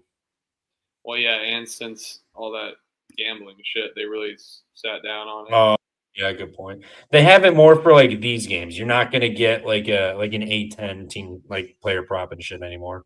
Like we were catching on a couple of years ago with some of these mid-major guys, but that shit don't exist no more. No, you're going to get like 20 power conference schools, and that's about it. All right, Boston versus Lehigh, Patriot League final here. Boston laying a point, over-unders 139.5. I mean, yes, this total could hit, but I'm going to stay away from a total because it's a Patriot League game. Both teams are going to probably be in the 70s, low 70s, that is. But Boston's tempo has been fire. Their offense has been fire. A complete change of what this normal Boston team has been. Now we get them on CBS Sports Network, who's very efficient around the three, can play fast, can play slow. And the last time they played Lehigh, they lost by 3. And the time before that, they played Lehigh, they lost by 2 in overtime. Complete revenge angle for this Boston team that's playing really good ball, had tons of momentum. Yes, all respect to Lehigh. They're playing hot as well. But something about this Boston team feels magical. They had the half court, a little past half court shot. So it's just all fun. And this Boston team has been feisty. And their offense is going to suffocate this Lehigh team. I think Lehigh regresses a little bit offensively. Let's go Boston, money line to get it done and punch their ticket to the NCAA tournament. Let's go Terriers. Woo, woo. Yeah, I'm with you. Give me Boston money line. They're winning tight games. I'm not laying points. I will take a money line with Boston. If whenever it opens, it's not open for me. If it opens up and it's -2, I will not be playing this game because they could very easily end on 1. These two have played tight games, and Boston's been playing tight in this tournament. So money line or nothing, Boston in this one. Let's go Boston. I'm locking it in. All right, Texas laying 5.5 against Ole Miss. Over-unders 145.5. You potentially get one last time to fade AJ Storr, Trevor. Yeah. Unless he somehow has eligibility still sitting out around there. Let's hope not. No way. On to Serbia, dude, or Lithuania, wherever.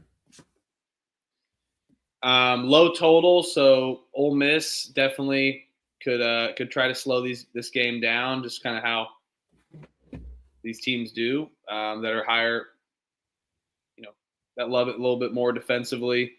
But Texas, man, offensive juggernauts. They score. They're top 20 almost in scoring points per game. And I just don't think Ole Miss is going to have an answer. Yeah, they're better defensively, but are they? I mean, you lose to South Carolina. They gave up 89. They gave up 85. They gave up 106. They gave up 94. They gave up 90, 93. Yeah, it's SEC. Overs happen. But I think Ole Miss is the season's over. They're loaning it in. Texas steps it up. And Ole Miss is going to shit the bed, as some say, and not show up. I will take – why am I blanking on this? I can't find this. There we go. It's open on my books. Texas team total over 75.5.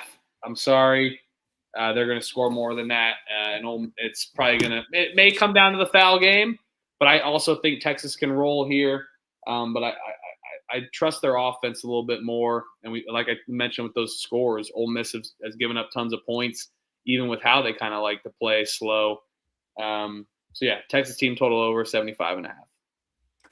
Yep, I'm with you over 75.5. I like landing with Texas, but the amount of fouls that are going to be happening in this game, not to mention just unnecessary fouling that happens late in games because your season's over. I think you can catch another 2-3 points potentially with Texas late, and they score in the around 80s, upper 70s. So 75.5 just because it's neutral. I don't care. I'll take the Texas team total over with you.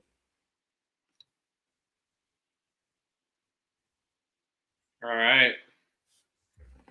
Memphis versus Tulane. Memphis is laying 4.5 here. CUSA tournament, or whatever the hell it's called. That conference is called the American Athletic Conference, whatever.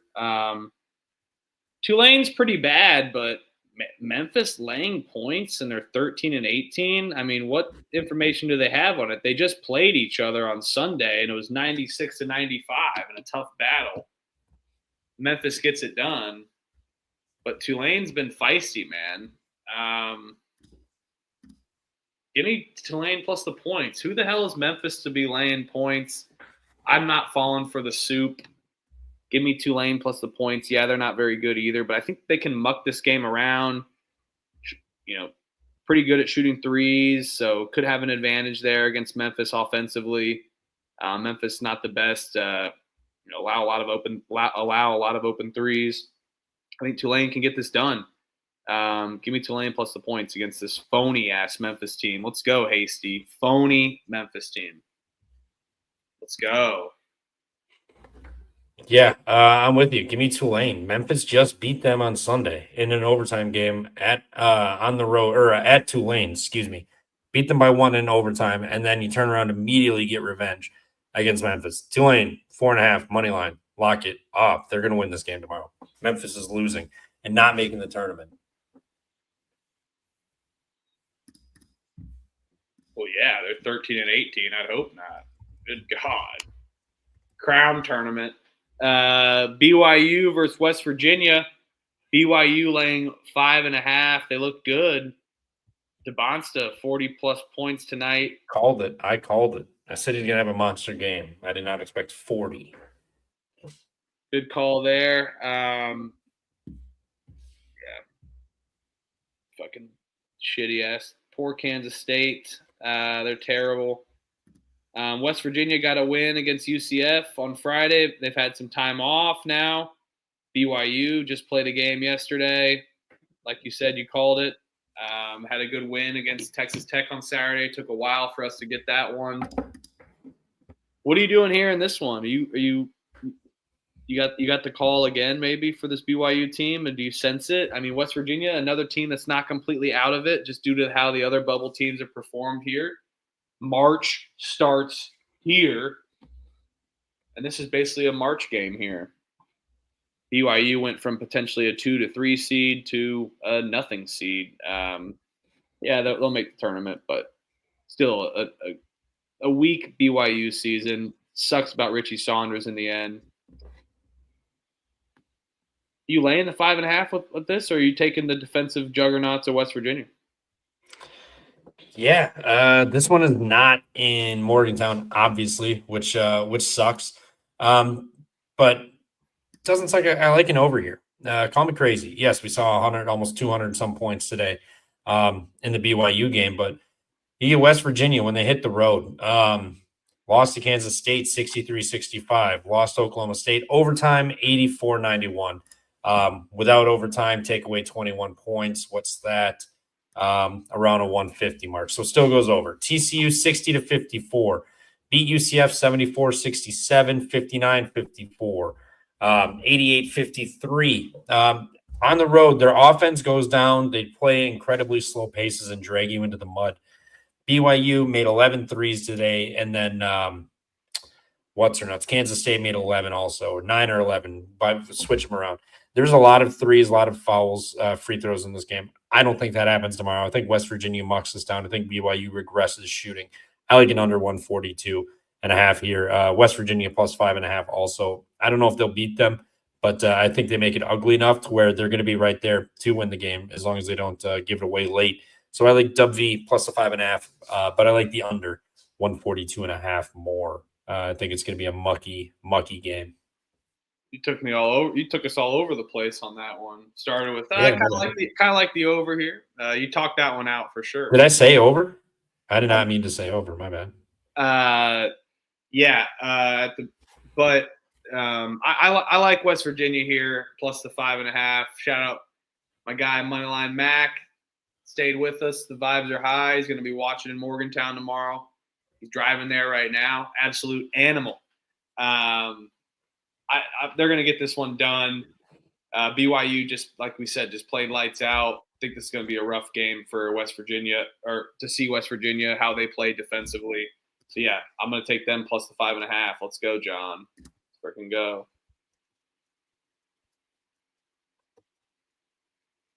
Florida State laying 4.5 against Cal. Over-under is 152.5. Did these two teams just play each other too?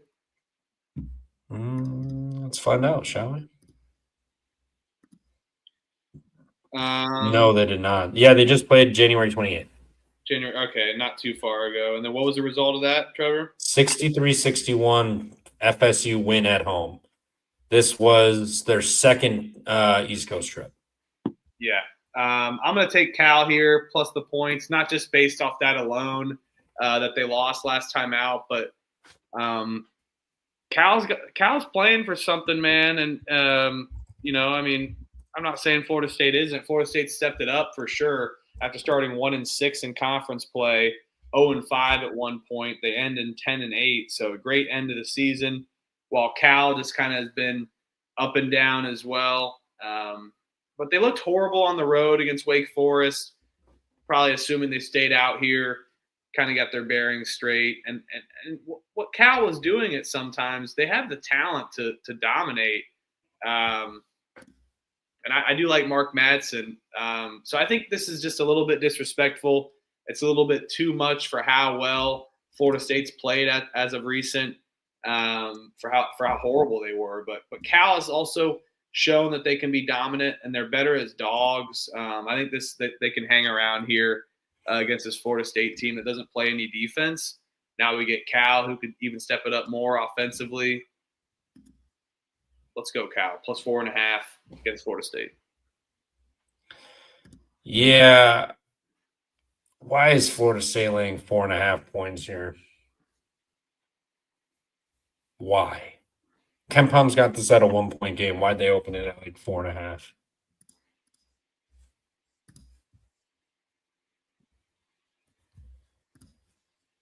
Give me FSU. This team's playing fucking good down the stretch. They're laying a big number for a reason. I get they're winning games, but I don't think they're good enough to be laying 4.5. But laying 4.5 on a neutral here, you're going to tell me this is 6.5, 7 at home? That's crazy. I don't know if I can get behind that. This number feels a tad high, but I'm going to dive in. I'm going to play Florida State. I'm going to sit and wait. I'm going to see what happens with this, if it goes down or what. But I'm going to play Florida State. I think they get a big dub here in Loxley's first year, or Laux, whatever. I don't know why I said Loxley. First year at FSU. So, yeah, Knowles up.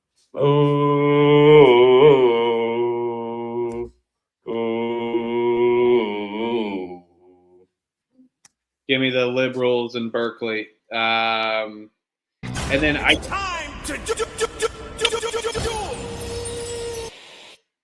the forgot about this. Mikel Brown from Louisville's out for that lay as well too. So did forget that he will be out for the entirety of the ACC tournament. By the way,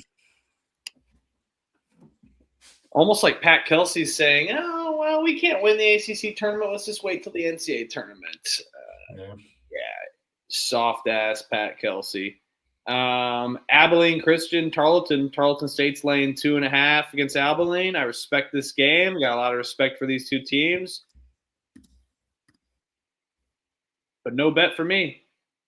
Both these teams suck. I don't want to find out the needle in the haystack of this angle of a game. I don't know what to expect from Tarleton, who's been horrible, and Abilene just can't shoot. I'll take Tarleton since they're favored, but this will be my 5th no bet on the slate.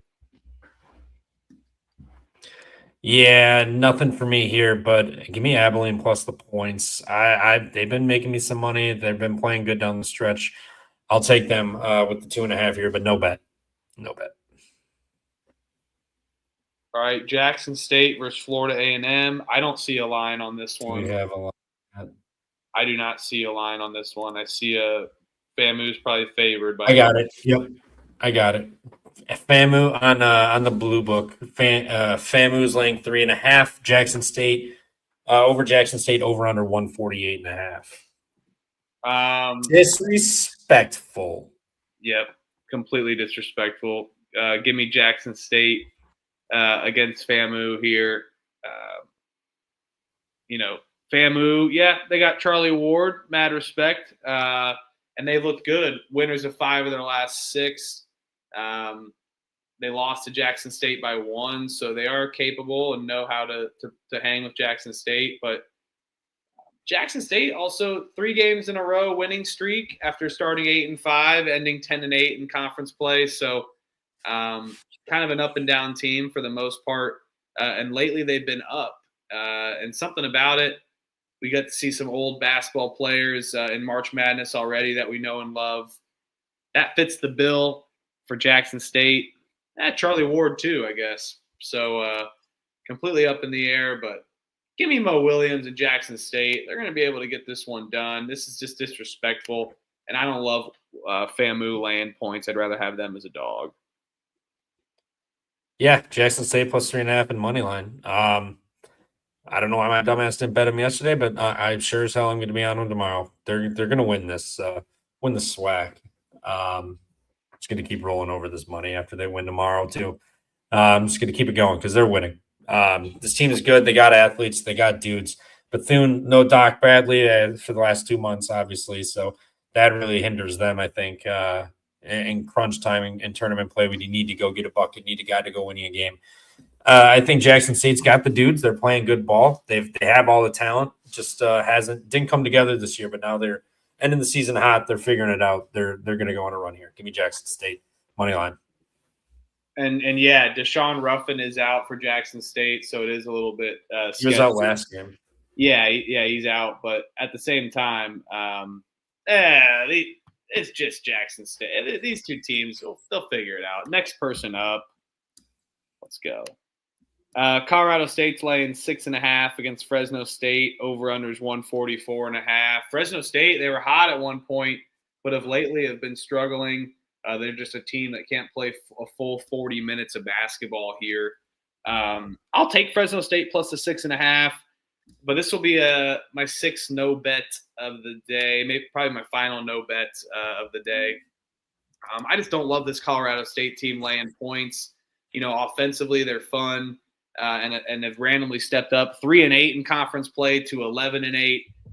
They beat Fresno by 4 last time. So, yeah, maybe they step it up here, but on a neutral, I think we see a pretty close game here. Fresno can compete, but no bet for me. Just the way Fresno's been reeling and Colorado State's been rolling. So, yeah, no bet.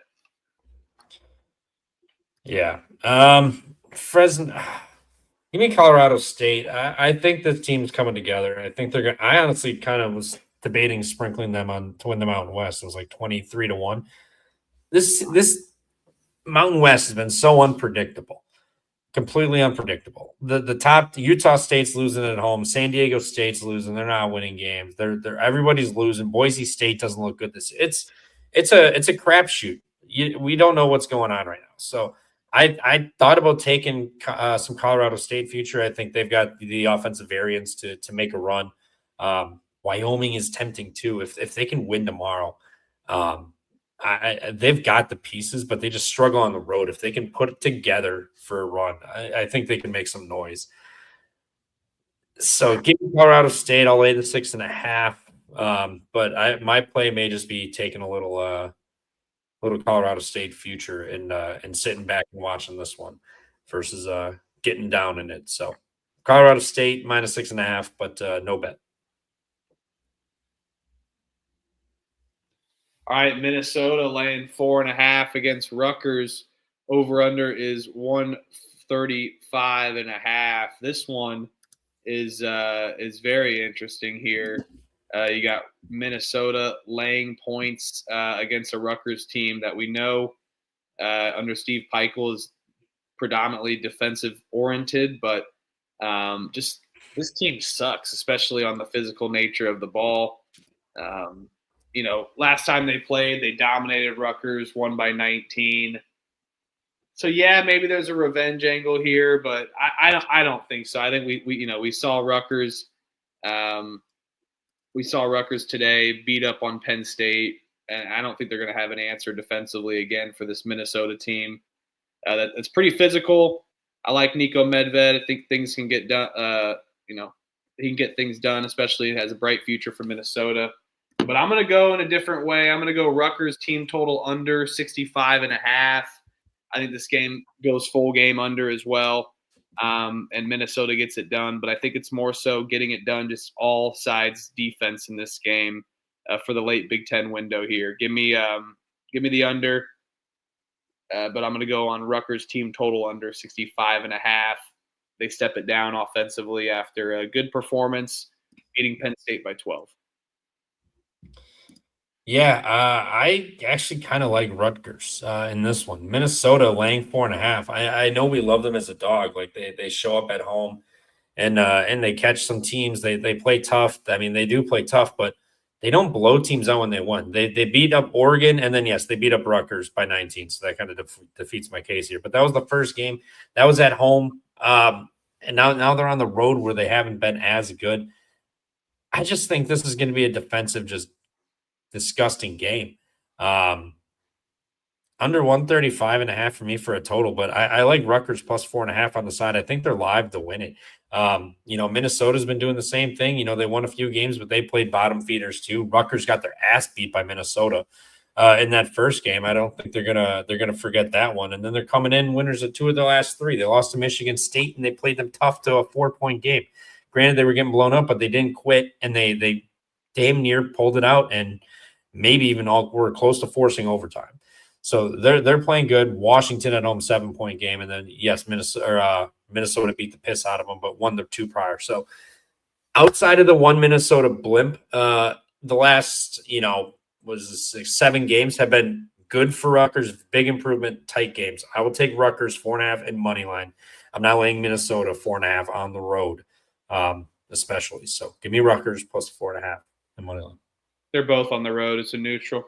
I know. No. I know. I'm just saying I'm not laying. If Rutgers was laying 4.5, I'd be on Minnesota with the 4. It's just basically it was whoever was the dog. But I do think Rutgers is playing good and keeps it close. Yeah, they lost by 19 in Minnesota. You're fucked. I'll be right back. Florida Atlantic is laying 1.5 against Temple. Ha! Over under is 145.5. You think I'm going to divert from stuff I've been doing all season? Because guess what? It's been working, what I've been doing. And sometimes, yes, Temple was working, and they haven't been as of late. They do cover in their losses sometimes. They covered against Tulsa for sure on Sunday, played a really good game. So both teams really struggling down the stretch. And Florida Atlantic really, they do decent interior-wise defensively. And then Temple on the opposite defends the 3 well. So, Florida Atlantic does a good job distributing their points. It kind of goes all over the place. I think Temple can step it up here. I've been loyal to Temple all season. I've been betting on them a lot. I'm not going to stray away. And I think this Florida Atlantic team has quit. They've looked horrible as of late after their hot start. Maybe something wrong in the locker room there. And I think Temple's 3-point defense really disrupts FAU here. Give me Temple.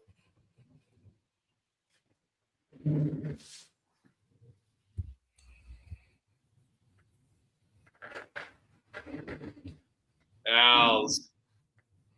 It's been found. It's been dug up. Unbelievable. It's in Birmingham Bees. John L. Davis. John L. Davis signed. Signed future NBA MVP.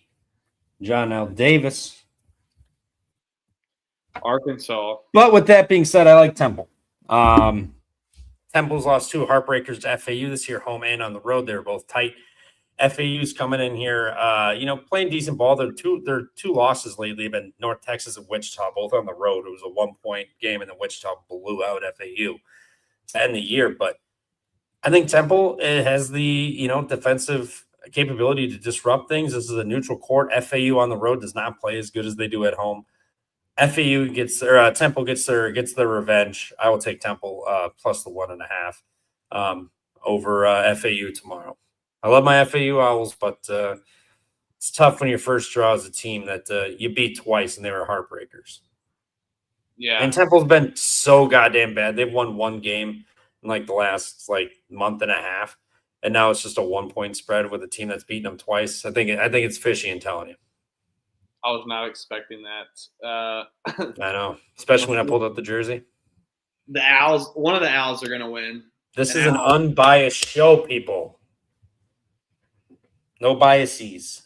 Except for Valpo, NJIT, Mercyhurst. I always bet the teams I like to bet. And guess what? It's profitable more than not. It's a long-term game.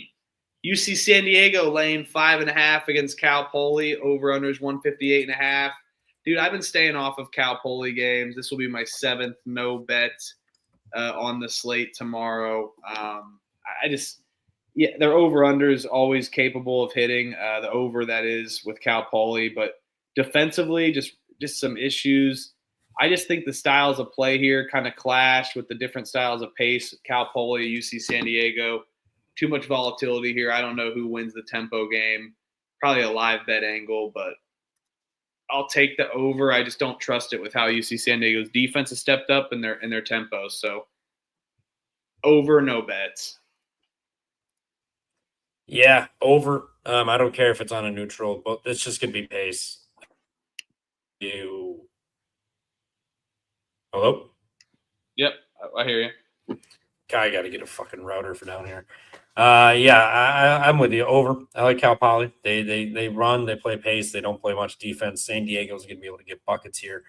I don't think there's much of a defensive effort thrown into this game. They played already. It was an 80-64 game on the road. And that one, and Cal Poly, Cal Poly, 12 of 39 from 3, 10 of 19 inside. So they didn't make many threes for how many they shoot, and they need that to happen. I think they bounce back here in this one and don't shoot as poorly. I mean, that was 30%. This team is shooting 34% in conference play. So obviously shoot a little better. There's maybe 9 more points on the board, and that pushes it over. So I'll take the over with you, 158.5. I'm sorry, 58.5. I am not betting it, though. DePaul is laying a point against Georgetown. Over-under is 131.5. How do you end a miraculous season like DePaul? Not the way you performed last game, the way you perform this game. The vibes are high. This is screw the analytics, screw anything, the spots. This is just a vibe play. DePaul's been so fun this season. They've shown and proven their worth, that they have a bright future ahead, and Chris Holtman's been rocking. I think the vibes are going to continue to be high and get a dub tomorrow for the Big East Conference game. I know they've been lacking on those. I think they get up and compete. They're laying a point. They match up well against Georgetown, but we'll forget about all that. This is a vibes pick. Let's go DePaul. Yeah, DePaul's one of my favorite plays tomorrow. You got Georgetown. No, I'm just kidding. You got Georgetown, who hasn't done anything, and then they showed up for the Providence game to end the season, snuck that out by 1. So a huge get up for Georgetown, with the Cooley thing, and then now you're going to go to this conference play. DePaul, major steps forward this year, very competitive, very competitive team that people aren't overlooking anymore. They're taking notice. And a way you solidify that to, make your presence known is a fucking win in the conference tournament finally. Not a fluke win like you did a couple years ago. I forget whoever that was, but not one of those fluke wins. I think this is a game you come in and you show that DePaul is on the rise. Chris Holtman is doing things with this program. Give me DePaul. Lay the 1.5 money line. Whatever you can get, they're going to win by margin in this one. Love DePaul tomorrow. Let's go. Let's go. Oklahoma laying 7.5 against South Carolina. Over unders 149.5. Ugh. You know what? South Carolina just had a good game. Maybe they're due to just have a shitter and end this season. But who wants to lay 7.5 points with Oklahoma? Really? I know you probably do. You're like the line thing, but I can't even look at that and worry about that. Oklahoma laying that many points. I get it, South Carolina, but on that premise alone, I'm going to let this number continue to climb and take South Carolina. They can be feisty at times, have covered at times. I don't trust this Oklahoma team. Yes, they're hot. They've been running pace, but winning at margin, although it's happened 3 times, it ain't going to happen in a conference tournament game. Come on, South Carolina. Yeah, I just don't know what to do with this. Just don't know what to do. When did they play this year? They did not play this year? Really? Oh, they did. Okay. Oh, they beat Oklahoma. That's right. They beat Oklahoma by 9. Beat them by 9. Oklahoma coming in here playing good ball. Fuck, their losses are Tennessee on the road, then A&M at home by 4. How much is Michi Johnson going to do tomorrow? That's the question. I think this Oklahoma team is playing good. Line's big for a reason. I also think that South Carolina is just dead. Oklahoma's playing good ball coming down the stretch here. I mean, they beat Auburn, they beat Georgia, beat Vanderbilt, beat Texas, beat Missouri. They're beating good teams. And Tennessee beat their ass, but A&M they played to a 4-point game at home. I'll take Oklahoma laying the 7.5. If these guys like Moser and he wants his job at Oklahoma, they're coming out here to kill South Carolina tomorrow. Lamont Paris is a dead man walking. So yeah, Boomer Sooner tomorrow. I can see it, but no way. I'm screw Porter Moser. Clemson's laying 4.5 against Wake Forest. Over under is 143.5 here. What you like in this one, Trevor? Wake Forest off a big win where we scored 93. We were kind of already alluding that we should fade this team potentially. Are you laying it with the Tigers? Yeah. I don't know. I thought I've been kind of just in and out of thoughts with this game. Excuse me. Clemson not been good down the stretch. Wake, whatever you won today. Played an overtime game, but Clemson has not been good. Teams are scoring a little bit on them. I think in a neutral, you get a Wake Forest team coming off of an overtime game. I think Clemson tries to slow this down and make this defensive. Give me the under 143.5. I don't think Wake Forest is going to get off shots like they did. And then Clemson also lost to this team 77-85. So, I mean, they gave up a ton of points and lost handedly. So, I think Clemson plays their kind of game, get revenge. I think the defense is going to be the focal point. Give me the under 143.5. Yeah. Something feels weird about this one. I have to agree with you. I was kind of going back and forth because, there's always a random team that can surprise in P5, and Wake Forest is one of them. But I think today was too much for this team to run this back over. I think they're going to really struggle offensively. Clemson wins in a gross game and shuts down Wake Forest on the offensive side. So let's go Clemson. Let's go. Dude, and yes, and I will say this. It's always fun drinking at the freaking games. So I'm glad we got to get E-Money drunk. Last night, I may or may not have boozed till 3:30 in the morning last night. So, but still showed up to my job. And the Monday night I did the pod. I'll tell you what, I barely remembered it. So that's probably why. Joey Dub, come on. Let's make this a game. Let's make this a game. Get out of here. They'll be fine. Idaho's up 4. Get out of here. Let's go, Idaho. Look at this weird San Jose State freaking Immediate turnover. Looks like a freaking what the hell is this guy? Boise State's laying 15.5 against San Jose State. Over/unders 145.5. This logo's kind of freaking me out a little bit. I'll lay it with Boise. San Jose State's terrible, but this will be my how many? 2, 3, 4. This will be my 8th no bet on the day. I don't want any part of this San Jose State team, especially with that logo there. It's just freaking me out. Yeah, I'll lay it with Boise. Boise won by 15, and they won by 31 on the road to San Jose State. Failed this year. Didn't win the regular season. They looked horrible. They're getting right. They figured things out. They dropped UNLV, Utah State, Grand Canyon. Other than that, you have to go all the way back to early January since they've lost. They figured it out after non-con for the most part. I will take Boise laying the gigantic number. I think they put it on San Jose State too. I think this is a motivated and ready Boise State team. All right, final slide for us for the night, but not quite the final game.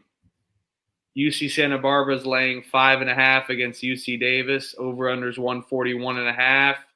What are you doing here, Trevor, on the late game here? We'll be watching, going live on the Pump Fake Pod tomorrow, watching this game. So may have to go a little later, probably like 11:30 Eastern, just with how these games wrap up, because there's a lot of 9 o'clock games I'll be wrapping up. So that will matter about the seeding and the next game. So may have to start a little bit later, 11:30 or so. So we'll see. Stay tuned around that time. But what are you doing in this one? Final one here in Henderson, Nevada. UC Santa Barbara, UC Davis. These two teams just played each other. No, it's been a minute. Well, it's been a minute. Early February. Yeah, I mean, yeah. Whatever, a few weeks. Still, yeah. They got their ass kicked, though. 10, yeah. I don't get it. I'll take Davis with the 5.5. Barbara's beaten them twice, and it's been, convincing. UC Davis has beat Barbara. Or Davis has beaten Barbara both times convincingly. I get this as a neutral, and Barbara may coming in losers of 5 of their last 6. I don't get this. KenPom has this as a 1-point game. So, I mean, if you want to buy into the KenPom system, Santa Barbara would be your play.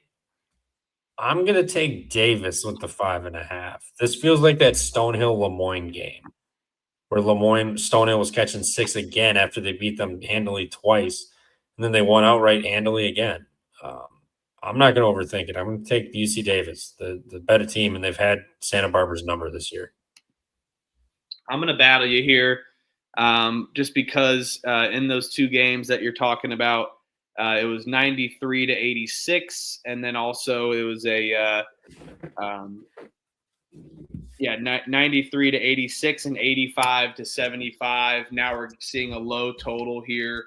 I think UC Santa Barbara pummels them, and Davis doesn't have an answer offensively. Good season for Davis. They stepped it up after losing Johnson from last year's team, but was fun. UC Santa Barbara kind of fugazi a little bit, so not as confident with laying this, but I think they're going to be able to control the tempo, slow this game down, and win how they're going to want to. So give me UC Santa Barbara, but in a different way.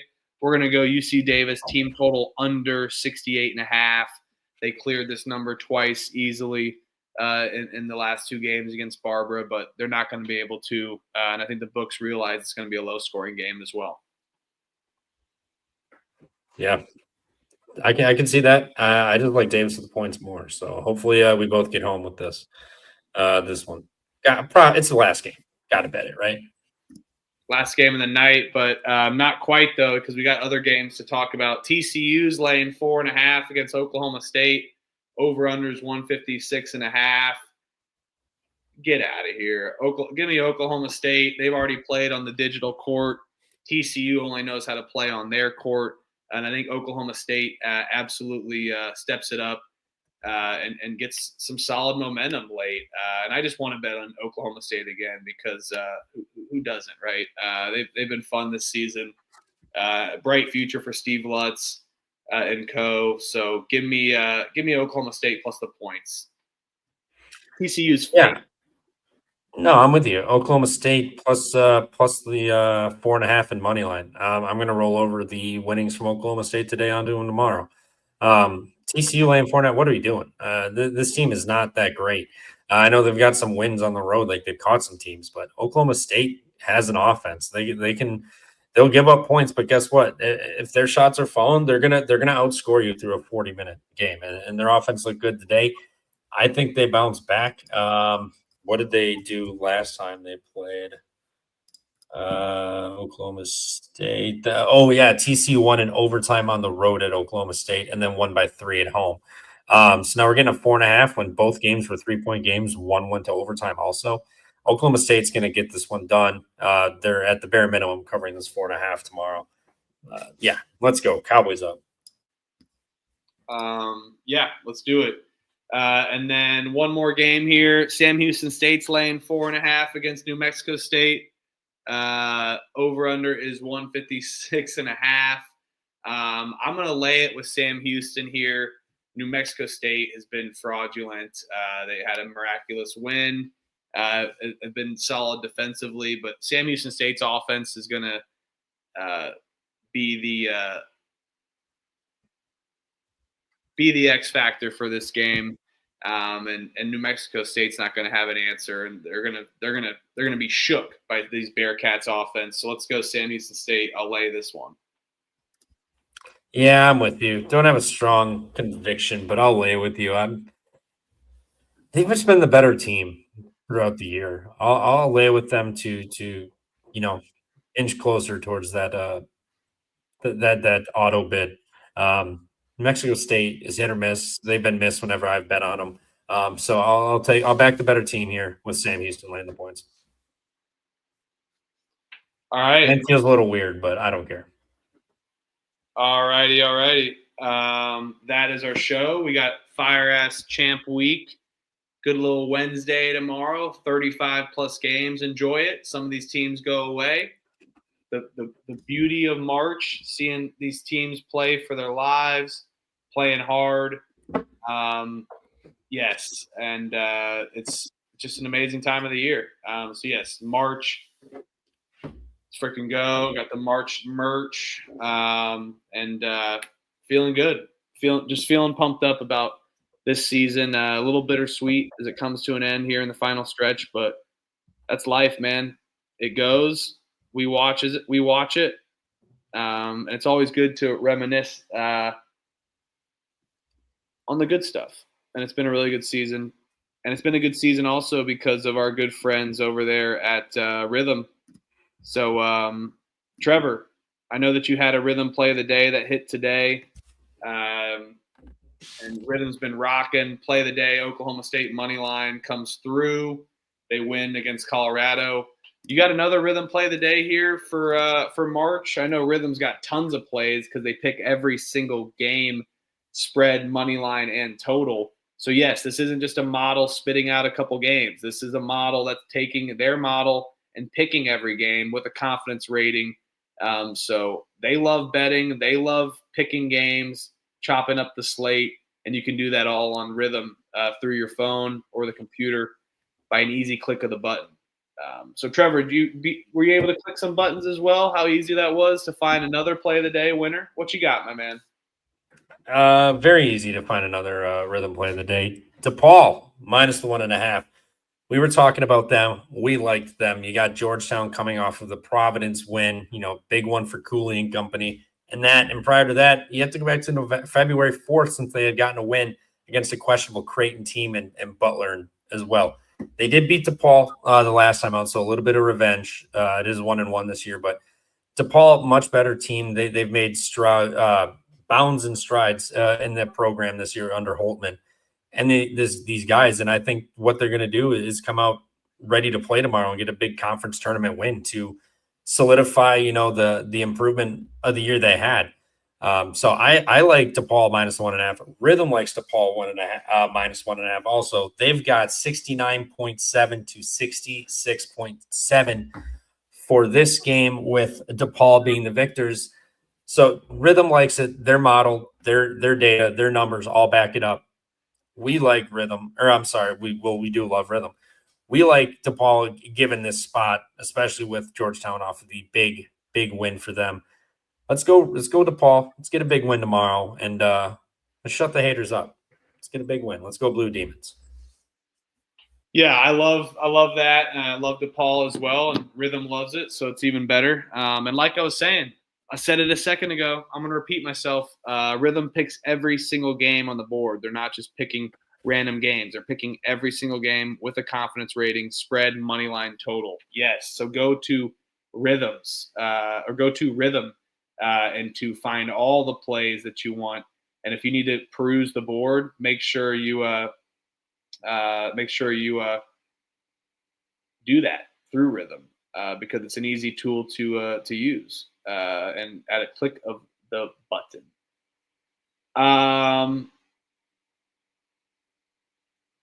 We're gonna go with the 1-game injury bump here and fade SMU. Go with Louisville -6.5. Their offense has been cooking. SMU really struggled in some of these big spots. They just scored 86.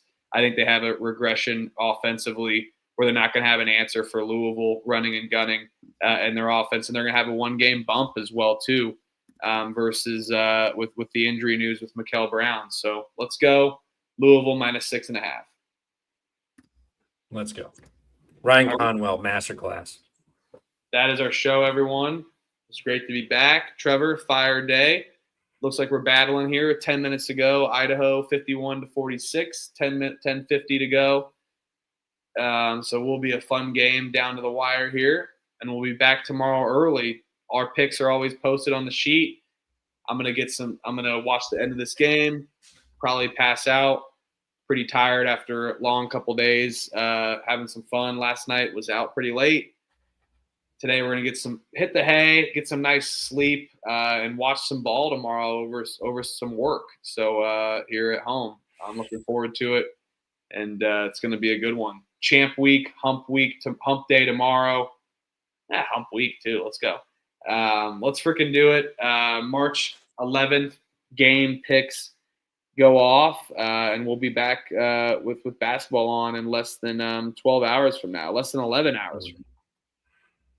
Absolutely. We're gonna start with a nice St. Bonaventure -5.5 win. Yeah, we are. And first half under. One of the models I made on Rhythm liked it, but not their official model. So, but anywho, appreciate everybody in the chat. You guys are awesome. Everybody that watches us, tunes in, thank you. Hit that like button, goes really far for us, and comment your picks in the comment section. Shout out our guy Virgil. We said it, 6-1 lacrosse picks. He's been killing it. So it's always worth maybe throwing it out there in the comments, having some banter going, and it helps us out too. So hit that like button, hit the subscribe button, and tell your friends about the Pump Fake Pod and tune in this March. We'll be picking all the games, going live this week, and then we'll have a Selection Sunday watch party as well. So we'll watch the Selection Sunday like we did last year, and then we will have our pick shows for Monday night and Tuesday night. We'll probably go live and figure out the rest of the March slate, but we'll definitely have a show that Monday, Tuesday after Selection Sunday for our picks and whatnot. So appreciate everybody. Stay tuned on the rest of the schedule releases, but for that, those are the official times now for what's left. But we'll be your friends all of March. And so will Rhythm. So make sure you use that promo code PFP25. Hit that like button for the Pump Fake Pod. Appreciate everybody. Peace And and I'm love. getting timestamps in. Sorry. I did the timestamps today. I even went and checked on my phone and everything, and it worked. I go back an hour, 2 hours later, 3 hours, whatever it was. They weren't there. I apologize. I'm going to go do them now. And then when I wake up in the morning, hopefully they're still there. Technology, always a weird thing. We'll have to figure out. Well, if they disappear, maybe we'll figure out why this time. So if not, Yeah, I'll get on the it's just case. a weird glitch. But anywho, appreciate the work there, Trev and Elliot, all the guys doing timestamps. I know it's tough. So yeah, peace and love. Thanks everybody. We will see you guys tomorrow night. Probably a little later than 11 Eastern, just to let these games finish. So 11:15, 11:30, just to let these games finish. So appreciate everybody. Have a great night. See you tomorrow.